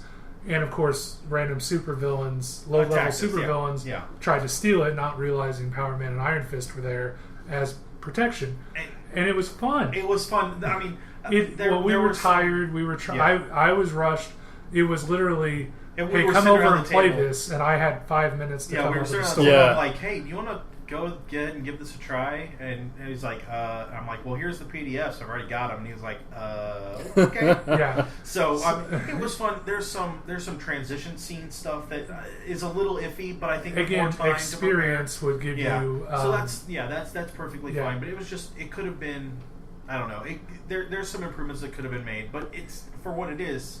Well, Yeah. and the thing that I loved about it was in the back of the core book, or as an add-on to the PDF package that you purchased, there are character creation rules. Mm-hmm. So you can, they're more or less random. Yeah. So you can come up with a really out there character, or you can come up with a pretty on the level. And With some tweaking, with an experienced GM, you can create some level characters and some level storylines. You could play your mutant, your X-Man through the Civil War storyline, and I think that would be awesome. Or you could make up your own storyline and play a classic character. Well, or mix and match. That was what it was with the Raft breakout storyline. Was that like they suggested in the book something about somebody like Colossus being there? And they're Right. like, I know this doesn't make sense, but you just roll with it. If he was hanging out there by a prison. Yeah. and with some minor tweaking, you could take the characters that you're looking at, the Captain America, Spider-Man stuff, and you could tweak that into another character that isn't available, and still make the sense out of it. Actually, Yeah. incidentally, Colossus was imprisoned in the Raft in Cable and X-Force recently. Really. Yeah. He turned himself in because of the Phoenix stuff. Oh, really? Yeah. Okay, that makes sense. Interesting. So we'll go from Marvel to a couple other superhero settings. Johnny, have you played in Freedom City for Mutants Mastermind? Is No. that the? That's you not ran- my world. That was a specific But world to me. okay, I But didn't. have you- I haven't played Freedom City. I think Oh. I've probably read a supplement or two. I haven't played much of Freedom City either, but it is the base setting for Mutants and Masterminds. Silver Age Sentinels is also another superhero game. It has the base setting of Empire City. That's built on the Big Eye Smallmouth. You reviewed the Big Eye Smallmouth book. It's built on the same concept of the Yeah. rule system. Big Eye, Smallmouth, like Oh, anime. so it uses It is. the, Big Eye Smallmouth is an anime. the Triforce. Yeah, they use the They use the tri-stat. system. Tri-stat. And instead of D6s like Big Eye Smallmouth, Silver Age Sentinels uses D10s. So it ramps everything up a little differently. It's not a Yeah. big deal. It's all three of these games, Mutants, Masterminds, Silver Age Sentinels, and the Big Eye Smallmouth, are your GURPS or RIFs like Okay. systems. You build a character with character points into the setting you want to play. So you could play a magical girl, Sailor Moon type character, and then Jesse could play a Gundam pilot. which is both one of the awesome aspect and the downside, Yeah. all wrapped up in the same. And Which that's why Big Eye Smallmouth isn't on here, because it's not a specific setting. It's a set of rules to adapt to whatever setting Right. you make. in an anime feel, yeah. whereas It's on Mutants and here. Masterminds. Is it? No, that's Johnny's specific game. Oh yeah, so Mutants and Masterminds is Avengers or Justice League style superheroes, effectively. Yeah. And so on the one hand, you could have somebody who builds Superman and is invulnerable to everything and can kill everything Yeah. because he cheese weasel his points, and then the other guy who, I want to do this specific thing very well, and oh crap, you have to the watch cheese the weasel balance. threw a car at me. Because And I died. I Yeah. can't do anything, but I can run really fast. And by run really fast, I mean last week I killed your mom, so you don't exist anymore. Yeah, that's always a problem with GURPS-based Yeah. games. Yeah. And they're specifically meant to do that, actually. Yeah. Like, that's And part Well, of the it's, and design. that's- again, yeah. an experienced GM goes in and says, "Okay, guys, you can do this and this and this, but not these Right. other two things." Big Eye Smallmouth actually talks about it in their rules. GMs should limit, power levels. You can't have Flight 6 because Yeah. Mach 5 is stupid.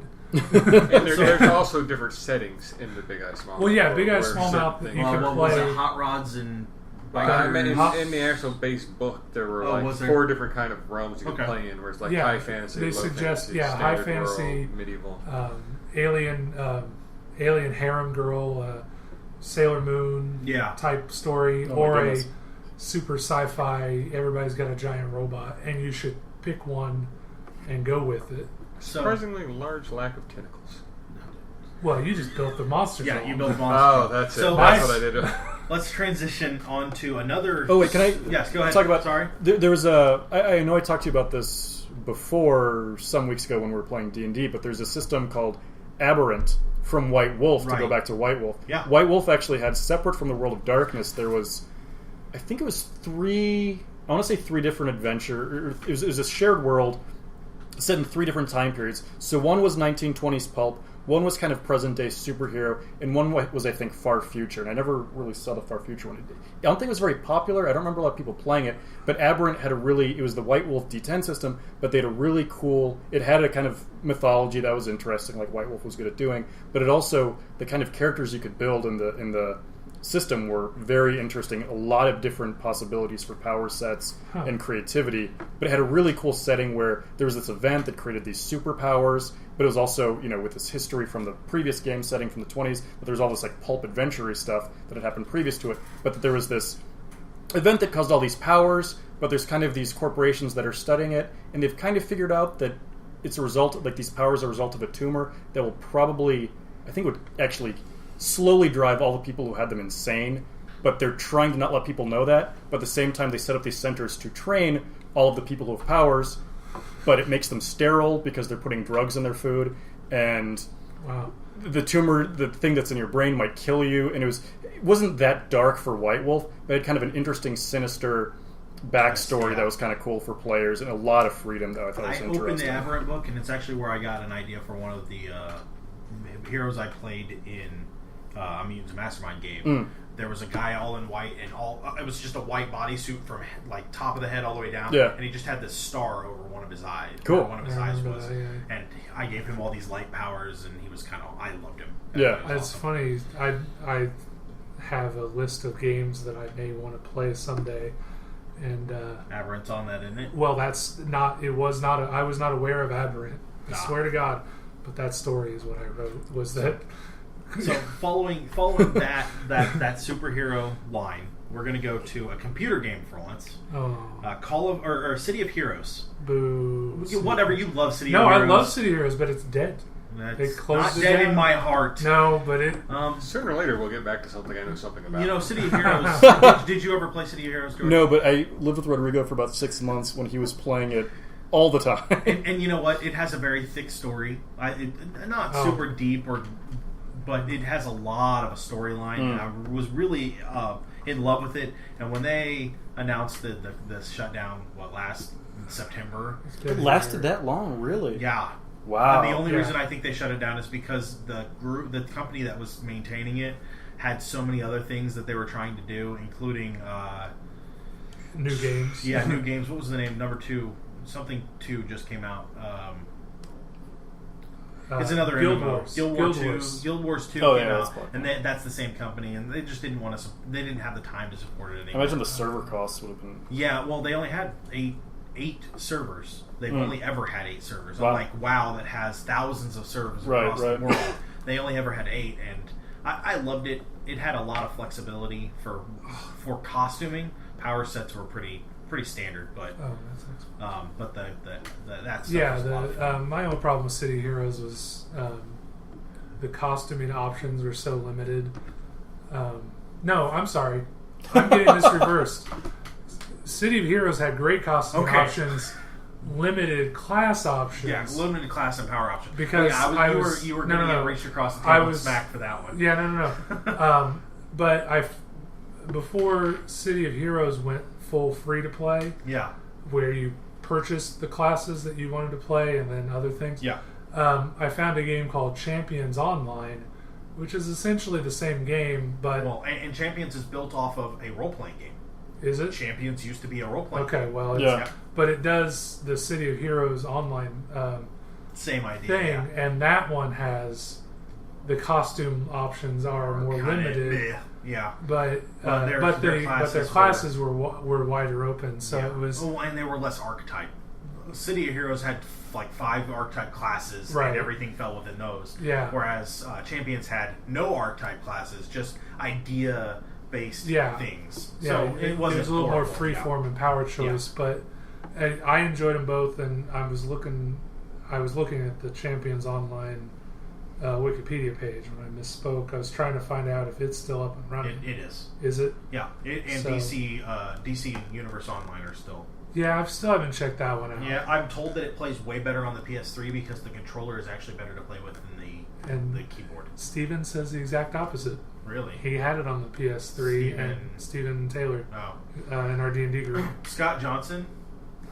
Yeah, he says that we're and I've not tried Nicole it. Spagnola. Yeah, so I've not played it, so Yeah, I no. don't know. But he So bailed on it. to so. go from there, we're going to hit a couple other computer games. See that transition? I like it.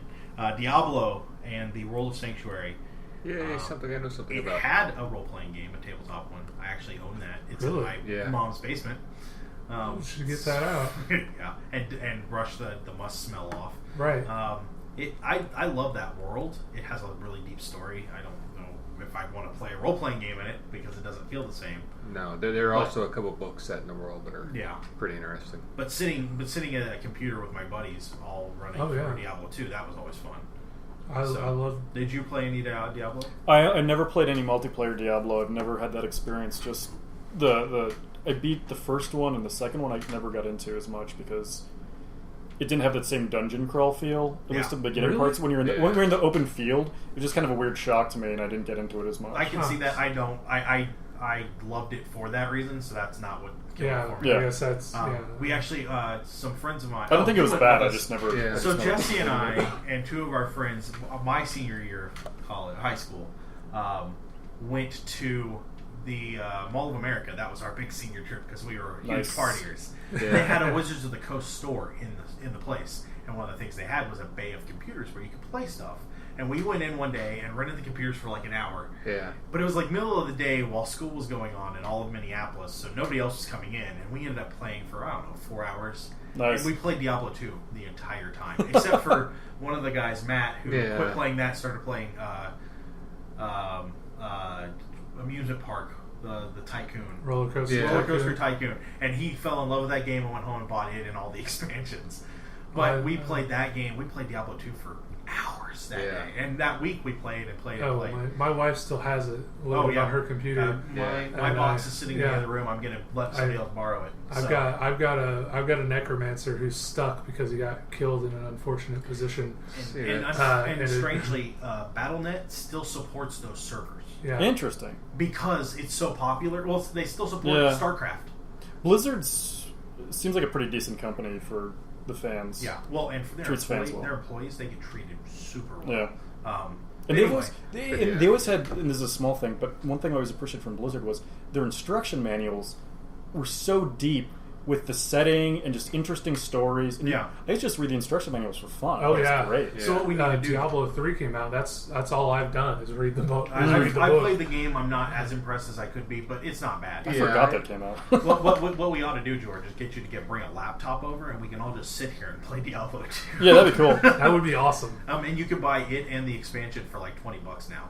Is it on Steam? Yeah. I I don't don't know. think so. I think you have to buy a physical Yeah. copy. I might have a physical copy of Diablo 2 sitting around. It So- might be on the Blizzard store. It might. As a download. The only thing I don't like about the Diablo series is the storyline for the first one.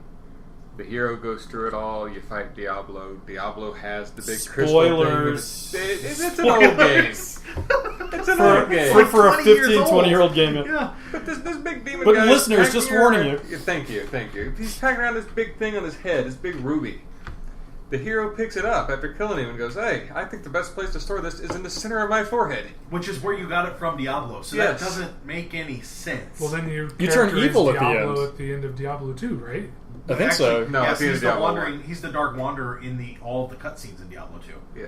Your Yeah, character yeah, is from the, the so maybe I your spoiled 2 character games. is the bad. Yeah, you really did. There's 3 Diablos. Yeah, so, you probably. I don't know what the. No, the story- third one has nothing to do with it. Oh, really? Yeah, Okay, it's- well, no, then, yeah. and it's I'll stop this there. is- I'll stop. Well, there's Awesome. there's a that's kind of a funny. I never knew that because I never finished any of them. Well, I told you my necromancer got killed, and his body with all his fat loot is behind the demon now. So every time Go I around in- the demon. No, the demon sits in a 10 by 10 Yeah, but room. they Go keep the around damage. him. Yeah, just around. Anyway, the point is, there's a game that I'm trying to get us to play called Myth Enders, written by a guy named Robert. Myth Macklin. Ender? Like, Myth Enders, Hmm. where you are touched by divinity and you hate the gods because they torture humanity, and you go to kill the gods, and in the course of doing so, you draw more of the gods' power into yourself to throw back at the gods, but it might corrupt you, and in the end, your character either dies or becomes a god that he was just trying to kill. interesting. So Sounds good. it's a really it's a really fun Yeah. story concept there that we definitely need to check out. Well, we are going to wrap up, sort of.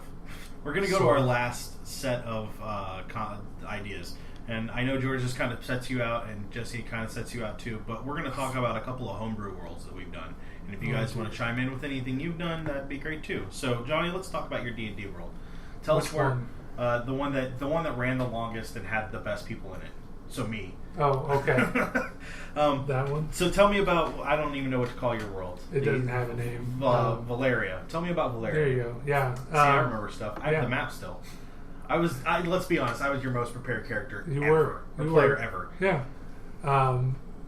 My world was pretty simple, and I guess I'll go ahead and give you the spoiler. It was inspired one day. I caught an episode of Gilligan's Island, Oh my god! and I remembered somebody one time made the analogy that the shipwreck crew of Gilligan's Island each represented one of the 7 deadly sins, and that's why they could never get off the island, because they were trapped in their own version of hell. And So we were in hell the whole time. you were in hell the whole time, and you were fighting the Mezengoth, who kept you stuck in that hell. And yes, the king was, or no, you guys got that far. The king was The skipper. actually no. My order of revelation was based on the opening credits. So the professor was the ultimate villain, because the professor arguably represented pride, which is also arguably the worst of the 7 deadly sins. This was the game where I was a member of this knightly order, and these nobles were having a meeting behind a door, and I had to question one of them, and I'm like, I'm going in the door, and they're like, no, you can't, and I'm like, let me rephrase that. I'm going in the door. I kick in the door down, and he's like, but okay. And I just kick in the door, and they're all like, what are you doing? And I'm like, by rule of the king, because I've got a writ. You're all going to have to come with me. And they were like, but we're nobles. Yeah, rule of the king. Did you see that? Yeah, it was a lot of fun.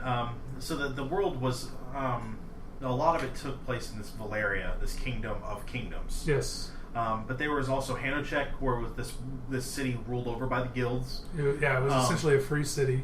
But they were all corrupt Empire. guilds. They were. And all kinds of corrupt people lived there. And well, it was because it was the seat of power of the Mezengoth, is the word I used for the big bad guys. The seat of power of the Mezengoth of Sloth. So all of the good people were lazy. So all of the evil people rose to the top.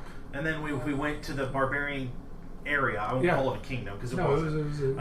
And we dealt with their ancestral volcano spirit, volcano spirit, who was corrupted by the Mezengoth of Wrath. And we killed that. And then we went to this kind of oriental type island thing. Jumping ahead in the story. You know what? I forgot the pyramid. Well, I mean, there's no reason to go through all seven. There was gambling, was greed, gluttony. Gluttony was my favorite one that you guys didn't explore. That was the Warforged one. People were starving to death and disappearing off the streets, and Warforged soldiers were running the place because the people of this kingdom were getting fed to the Mezengoth of Gluttony. It was living under the city, and the people were just getting shoved in the sewers. Yeah. And well, and by that time we'd been playing the game for like 3 years. And this game ran. Well, from my daughter Gwen's almost 5. So we quit a few months ago. 3 months ago. So almost 5 years. Yeah, because we started at her. We set it up at her baby shower. shower. Yeah. So we ran that game ran for forever, but I had a lot of fun in it. I think the world could have used a little more development, but you didn't have. We didn't have a chance to experience a lot of it either. Yeah, and this was my first long DM or long stint in the DM chair, and what I was doing was trying to throw out hooks and see what would get the players interested. And I've since become a disciple of the Angry DM on Twitter, and I realized that what I was doing was wrong, and I should have just been beating you to death in character. Well, and in all fairness, we had 6 people, sort of, that rotated through that table. Yeah. All of us had different ideas. Level of interest was mixed. Mine was high in my own way. Yeah. Meaning, I would love to see my... at one point, it was Thinrath, who was my character. Thinrath and his merry band. And I made the game very much about my character whenever I could, because that was him. And that was Thinrath. Yeah. The other players didn't have that same involvement. Jason had some of that involvement, but not really at the same level. Patrick. Your wife was interested in rolling and killing monsters, and not much beyond treasure, that. And that's fine. Or sneaking around and stabbing things in the face. But and getting treasure. Yeah. And so we had a bunch of different interests in that. I think that kind of hurt it a little bit for the storyline, but it was fun. But that's what you get when you sit down to game. Is the level of interest is always mixed. So until you find the perfect group, which doesn't exist. Well, and I feel like I got lucky with the group that I'm running a D&D game for now. At least everybody seems to have at least a higher level of interest than you had with some of your players. Not necessarily, again, not judging them. Just the table I've got has a higher level of interest, so that's nice. Is there anything else you want to say about your world? Besides him, Thinrath was the most awesome character ever. Nope, guess that's it. He's one of my favorite characters. Let's talk about your BESM. Big Eyes, Small Mouth. Big Eyes, Small Mouth, D20 World. That was crap. Whatever. That was awesome. No, you... broke. Again, Big Eyes, Small Mouth. We talked about it quite a bit a few minutes ago, and it's a GURPS world where you can... Generic Universe Role-Playing System, which is actually trademarked by Steve Jackson Games, and we shouldn't use that term. But you can build whatever you want. That world, and it looked great. They made a D20 system for it, which again looks great on paper. There's a class system which you don't have to follow. You could still GURP it up and not follow the class system, but some people liked the class system and other people didn't. I sat down with my gaming group and said, what do you guys want to do if we don't do fantasy? And the response I got was giant robots. Hell yeah. And wait, I was hold like, on. Wait for it. I was like, okay, well, when you say giant robots, what do you mean? And my brother goes, well, I want to pilot a Liger Zero, which was an anime cartoon from a few years prior to this game starting, where he wanted to pilot a giant wolf the wolf had various cannons and weapons and could bite things. I was like, okay. So you want to be a mech pilot in a wolf mech? Yeah. Okay, great. Phil, what do you want to play? He goes, I want to be a transformer. Well, which is a creature. yeah, I want to play a It's a transformer being. robot. And I was like, well, how do we make this work so that you're on par with the wolf mech, but you can also work with the pilot? And he's like, well, when I'm in humanoid robot form, I shunt all of my mass away just like Optimus Prime always did. And when I'm in my vehicle form, I'm giant like the wolf. And I was like, well, that's not horrible. We worked it out. It was fine. There was some suspension of disbelief here. There by the was. way. Other than I missed the comment in the rules about limiting levels because he turned into a giant fighter jet.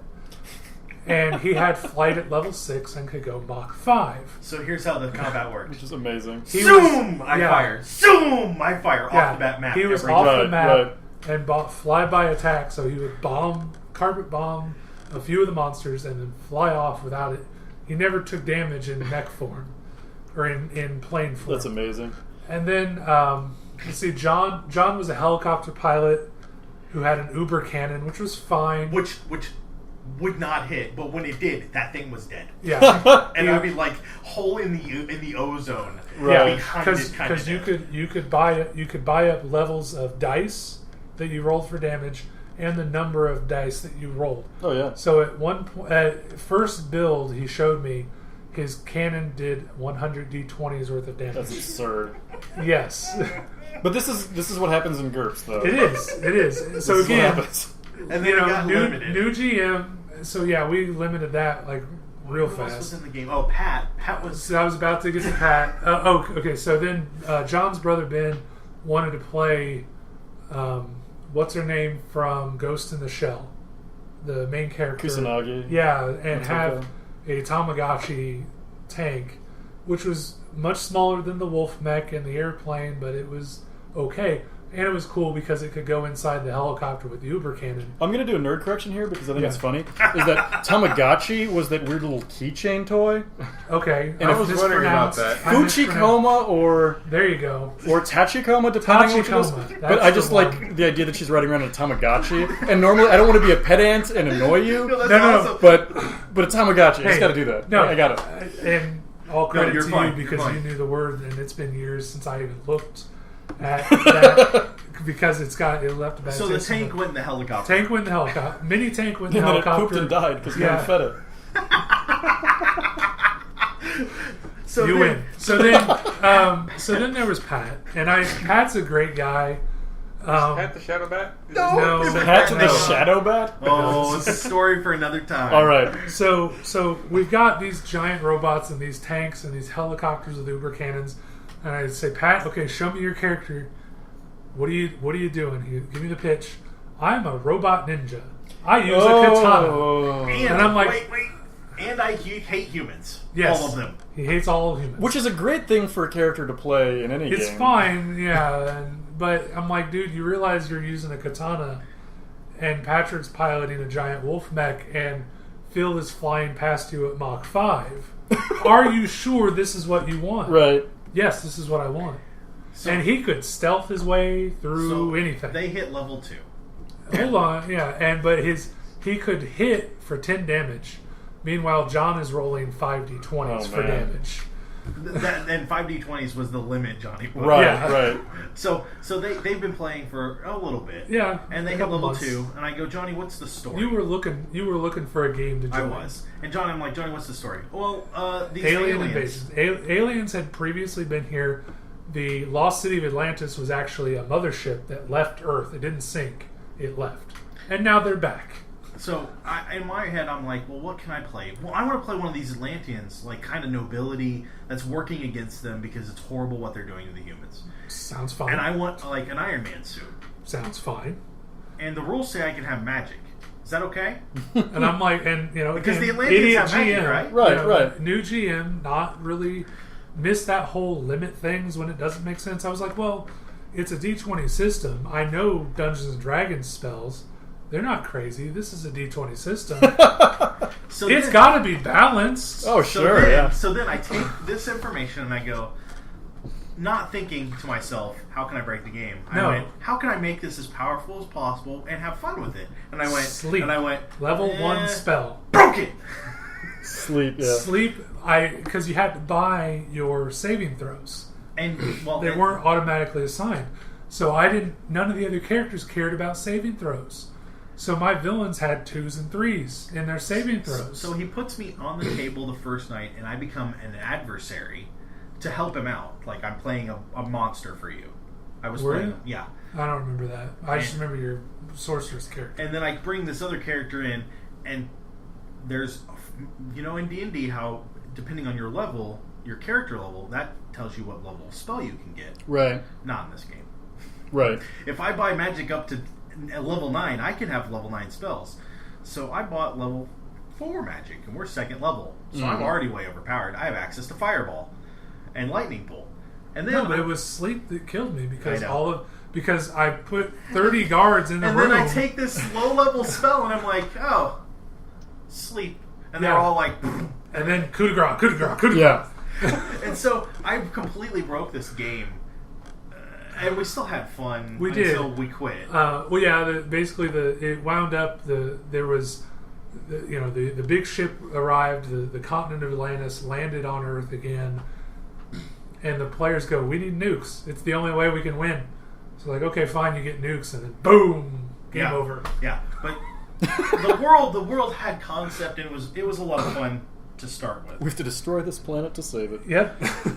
So we're going to transition into one of my games. Okay. I ran a superhero game for a short time, very I short love time. that one. Based on a story called Wearing the Cape by a man named George Harmon. George Harmon wrote a book for Kindle called Wearing the Cape, focusing on a girl who, the rules of this world are 10 years ago or 25 years ago or whatever, there was the event, and they call it the event. And across the world, people just got superpowers. Period. And across the world, I mean literally across the world. And one of the first was, I can't think of his name. He was a Superman type. He's what they call his name was Atlas. He was an Atlas type because he became that thing. But this happened in Chicago, so Chicago became like the preeminent city for superheroes, and the Sentinels were the preeminent Super team. Mm. And the way you get superheroes now is you are put into a trauma where your body reacts in such a way to activate your superpowers. Kind of like how mutants develop their powers sometimes. In Marvel. So this Mad Bomber, I don't remember the name of it. The Mad Bomber, what bombs at midnight? Well, there's this bomber in this storyline blew up one of the overpasses, and it fell on this girl. Her name's Hope. She became Astra as a superhero. Fell on her car, and at that point, she got superpowers, super strength, and super invulnerability. So she became, and in flight. So she became Atlas's sidekick and trainee. And so there's a whole lot of backstory for this that we never got into, that I never touched on. But essentially what happened was everywhere got superpowers, and then the Middle East took all their superheroes and made a super military team to attack other people, and China broke into separate countries because now they have superpowers. Right. So people could rise up. And so there was all this horrible stuff that happened, and so on and so forth. So in my game, it was based here in Indianapolis. The same event had happened, and all of my characters had powers, and they thought it was great. Then eventually they were going to work towards what that meant. But one of the kid you guys fought was controlled stuffed animals. he animated his stuffed animals to do his bidding. Creepy. And I got to my character he could create objects in an area. Mm-hmm. I had a limited area, and I could I did area attacks by creating objects. So sort of like Green Lantern? Kind of like Green Lantern, yeah. It was very much It was very much Green Lantern inspired. So he animates this giant snake stuffed animal, and my character pulls out a giant weed whacker and critted and cut its head off in one blow. But there's nothing like them running around like this kid robbed a grocery store or something. He robbed a candy store, and they go in to stop the robbery in progress, and they're attacked by this little T-Rex and this little teddy bear, and they're like, "This is wrong. We're beating up on stuffed animals." That's great. But we had a lot of fun with that, and that didn't last very long, mostly because D&D started up, and I got busy with that, and then the website started up. too. Yeah. But we played that for a little while. Shirley played a plant lady. Her powers were all plant inspired. Yeah. One of the guys had gravity control, which we found out while building his character could be very, very broken very quickly. Yep. Because again, another generic system where and then your brother had a water control, which also could be very broken very quickly. Yeah. It was you can't breathe anymore because there's water right here. Right. Yeah. or he could dominate you and control you because your controls blood is you made full out of of water. water. Yeah. So I had a lot of fun. It for was the good. short time that we did it. And Yeah. It was going to ramp up into other stuff, but it never got there. And then, that setting was pretty good. Yeah, I've never had a chance to play a superhero game, but I would like to because I think it's such. It has potential, but it's so hard to write the story. It seems like writing for Superman almost. It seems kind of tough. It does. I think you need a really good. which is why I we've talked about all these generic universes. You should really check out the Margaret Weiss books, the Marvel books. I have them. Yeah. You have them. So I've got the source book. I think one other one maybe. Yeah, so I mean they are, in my opinion, the closest you can get. Mm-hmm. Again, Mutants and Masterminds isn't bad. It is, yeah. but it has that whole, I'm uber powerful because I cheesed it, and I'm not because I didn't. But Margaret Weiss kind of gets around that. There was one podcast I listened to where Wolverine and Black Widow fought, and Black Widow took Wolverine out very easily because this other guy, because the Black Widow's controller had a better imagination than the Wolverine's controller, Interesting. and he used his assets better than the Wolverine character did, and basically Wolverine had the choice of getting his head cut off or letting the Black Widow escape because they were fighting, and Black Widow escaped. So it was good, that one instance it showed where the flaws were, but up until that point everything was great. And everything was right on par. Mutants and Mastermind and Silver Age Sentinels, if you sit down with the player and walk them through it and watch what they're doing, and you're very attentive as a storyteller or DM, GM, whatever, it can work out. But you let one thing slip, one single thing, super speed, flight, any one thing, it can ruin the entire game. And, Right. as a player in that situation, you need to be willing to accept when the GM says, this is broken, this is going to ruin the game, let's dial this back. And they allow for great ideas. Like I ran the Mutants and Masterminds game where it was, I forget what all was going on, but one of the guys was like, I want to play Green Lantern, and the other guy was like, I want to play Frankenstein, the actual Frankenstein. Right. Who's a character in the DC universe now? Yeah, so. Yeah. And it all worked out fine, but I had to watch everyone like a Right. hawk and say, no, you can't have that at this level because that you shouldn't be able to run around the world 10 times in a combat round. second. Well, I can see how that'd be very tough for because a lot of games are based around everyone having the same kind of powers and the same basic, ability. yeah. But if you're playing the Avengers or Justice League or a similar kind of setup like that, like, do you want to be Superman or do you want to be Green Arrow? Like, how do you make a story where the two of them two players can coexist and be fighting the same kind of threats? And it's really difficult. And in a way that you have to balance them is that they're not as cool as Superman. No one is. Yeah. And where does Batman and Iron Man work in the same world?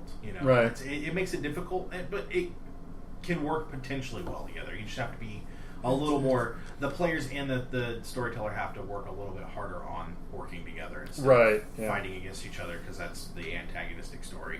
So, from a rules standpoint, what the superhero games do you think handles it better? Sentinels or Mutants and Masterminds? Well, they're both kind of basically the basically same. Honestly, Are they? it's a buy powers and buy levels of powers up to a certain point. That's it. So it works kind of like with the tri stats. Yeah. Well, Silver Age familiar. Sentinels is a tri-stat system. Oh, is it? Okay, then never mind. So I would you've say, yeah. Honestly, Margaret Weiss captures the feel of it best. Yeah, But that's because it's light on mechanics. it is. In Margaret Weiss' game is a dice pool game. You have how well you work as a team is one of your aspects. Solo, buddy, which is 2 people, or team, which is 3 or more. You have an attribute of your character, like Spider-Man's quippiness is so you say, well, I'm working with Wolverine and Spider-Man is quippy, so I get these 2 dice. So Luke Cage and Iron Fist, they are buddy characters, so we always got the best dice out of that because we're working together. if I was fighting alone and I had a group of people, I wouldn't get the best dice. Right. If my best thing is fighting alone. But then you take you pick a power. You'd say, okay, well, Spider-Man is going to catch this villain by being quippy and distracting him, and then webbing his hands up, and so he can't shoot his guns. So then your power is my webs, and then there may have been and then you may have a skill that makes sense, like combat, because I'm shooting at a guy who's shooting at me. We're in combat, so you've got a teamwork die, a personality die, a power die, and a skill die, and that's all you get. If you're Superman, you get a teamwork die, a personality die, a power die, and a skill die. That's all you get.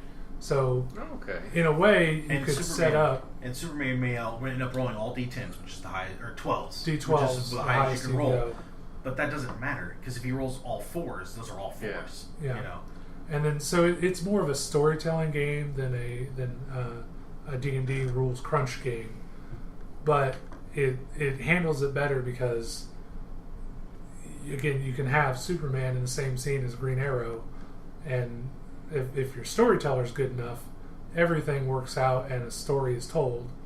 Whereas in a D&D, if you had Superman and Green Arrow, the rules would say Superman wins, and because Superman is Superman. Yeah. Okay. And that's just that.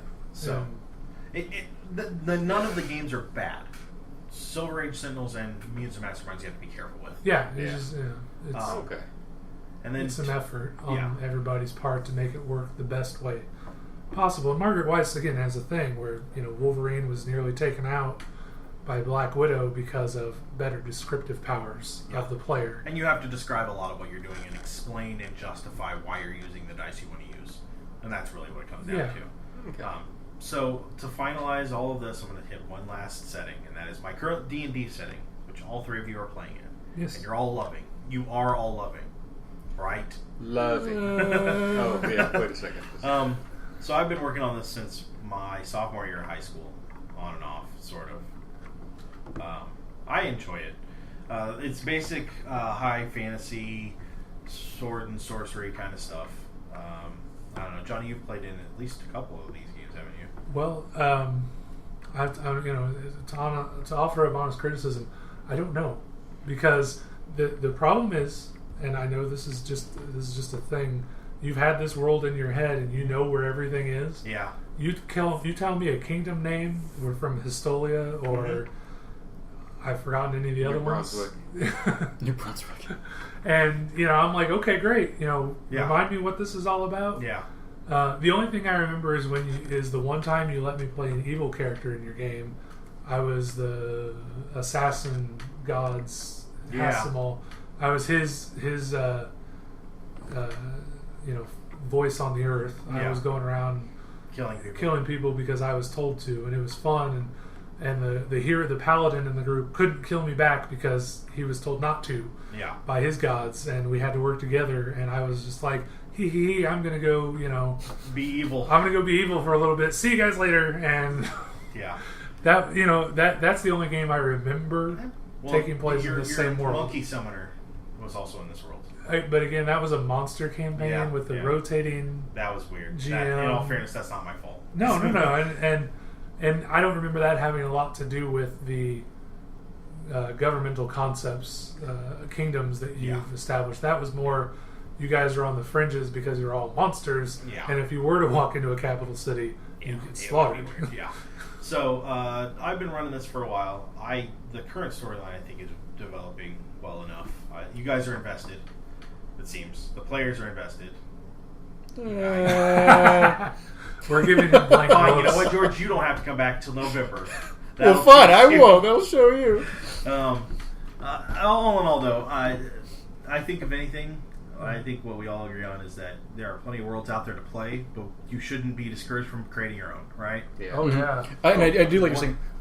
Sorry. That's okay. Go ahead. I'll cut in after you. There is one question I do want to ask, because it's something I've debated with other people in the past, and it's about settings like Dragonlance, where there's a definitive story. There's a series of novels that are integral to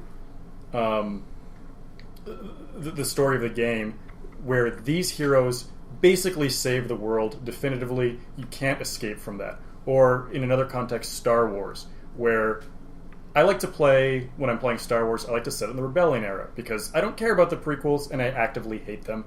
I didn't play Knights of the Old Republic. I don't know much about it. I love that era, but I've had a friend who said, that's not a great place to play in, because you're always going to be shadows in comparison to Luke Skywalker and Han Solo and Princess Leia, or Raistlin and Tanis Half-Elf, and et cetera, et cetera, et cetera. Yeah. So, with a setting that has such a core group of characters that have kind of like the big story, do you think it's satisfying? Do you think it's do you enjoy playing in that? Would you enjoy being in Star Wars and not destroying the Death Star, but maybe destroying some other super weapon or doing something else important? Or is that not interesting to you because that story's been told? My opinion is Luke Skywalker and Princess Leia did not get the Death Star plans.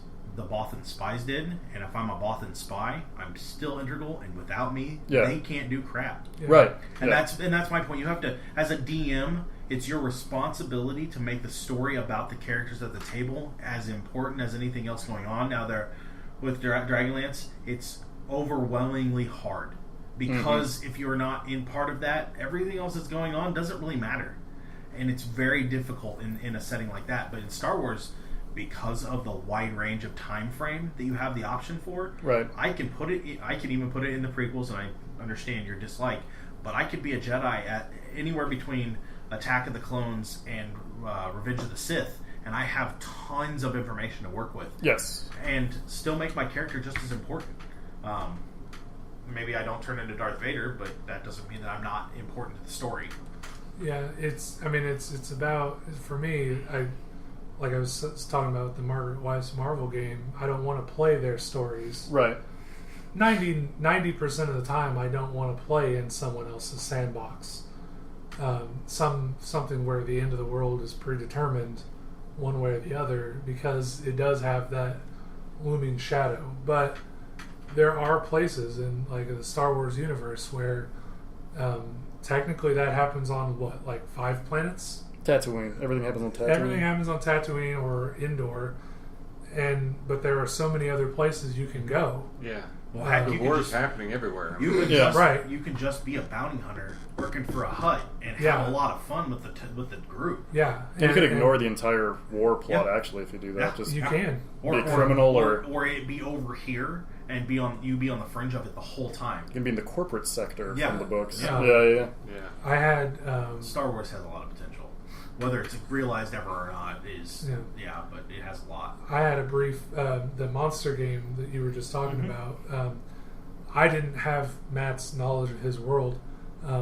I took over for like a minute or 2 sessions or whatever, and Raistlin and Tanis Half-Elf came into the story.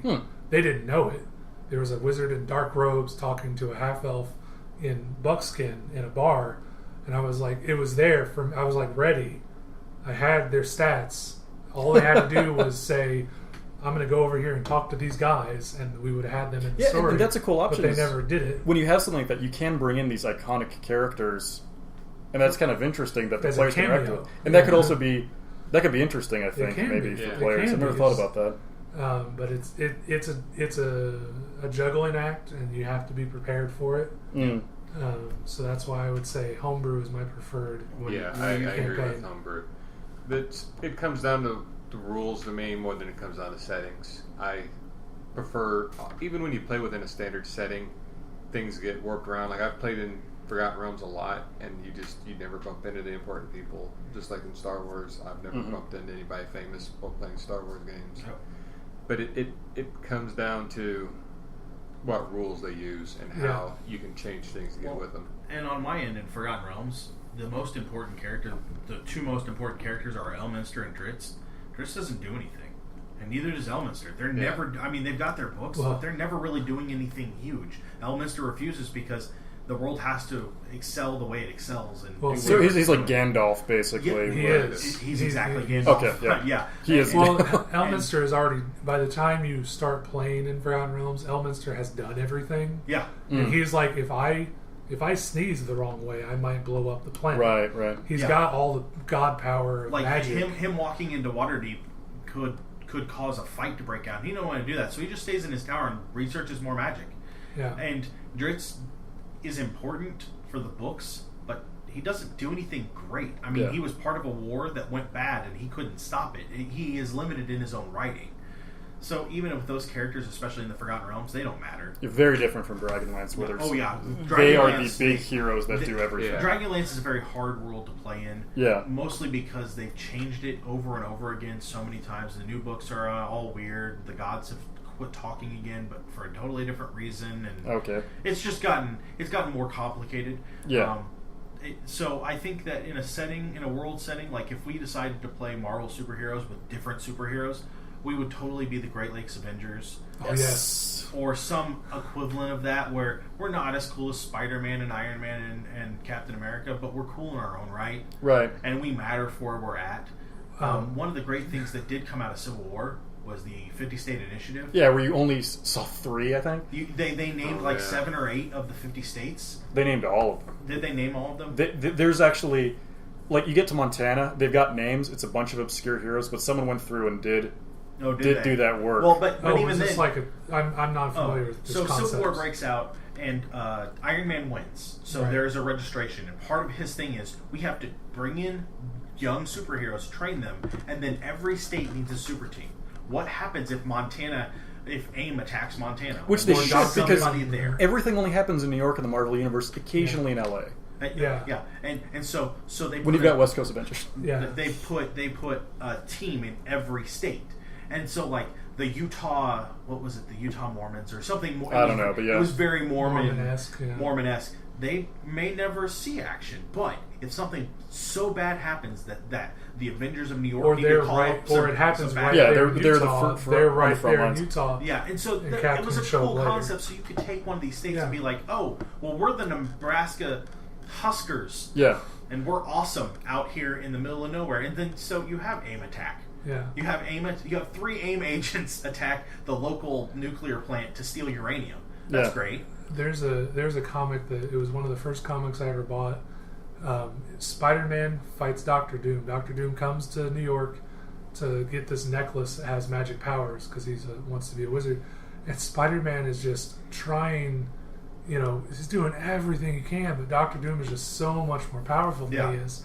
And that story has stuck with me in my mind that I would love to play that kind of thing where you guys are the Great Lakes Avengers, throw away dumpy superheroes who don't really know what you're doing, but then Doctor Doom shows up and it's like, holy crap, we have to... You're not saving the world, you're maybe stopping a minor part of his plot. Maybe, if you're lucky, and that would be a great story. And if you survive, you win. Well, and you could even, I know you don't want to use Marvel's own storylines, but you could take those storylines and then make us like that Nebraska Huskers team. Yeah. And for some reason, Ultron Rising has defeated all the other Avengers, and somehow we are the only ones left and still have to defeat it. Or World War Hulk shows up, all the other Avengers are down, and we've got to go take care of the Hulk. Yeah. So I mean, it has a lot of potential. Yeah. Well, I think that's going to wrap us up for tonight. That's it for us on the Nerds Domain podcast. You can always send us an email at nerdsdomain at gmail.com, or you can catch us on Twitter. I'm at Quiet. Johnny is at Fool's Mask. Jestin is at J_Kimmett, and George is at The Chimples. You can find us on Facebook at Facebook.com/nerdsdomain. We want to thank Josh Shop for our music, and we want to remind you that if you want to help us out at all, head over to the website and click on the Amazon link. That'll take you straight to Amazon. You can buy stuff through there. It's the same price you always pay, but a little bit comes back to us. So check that out. If you enjoy the podcast, we encourage you to head over to iTunes and put a review, click some stars, and we will talk to you real soon.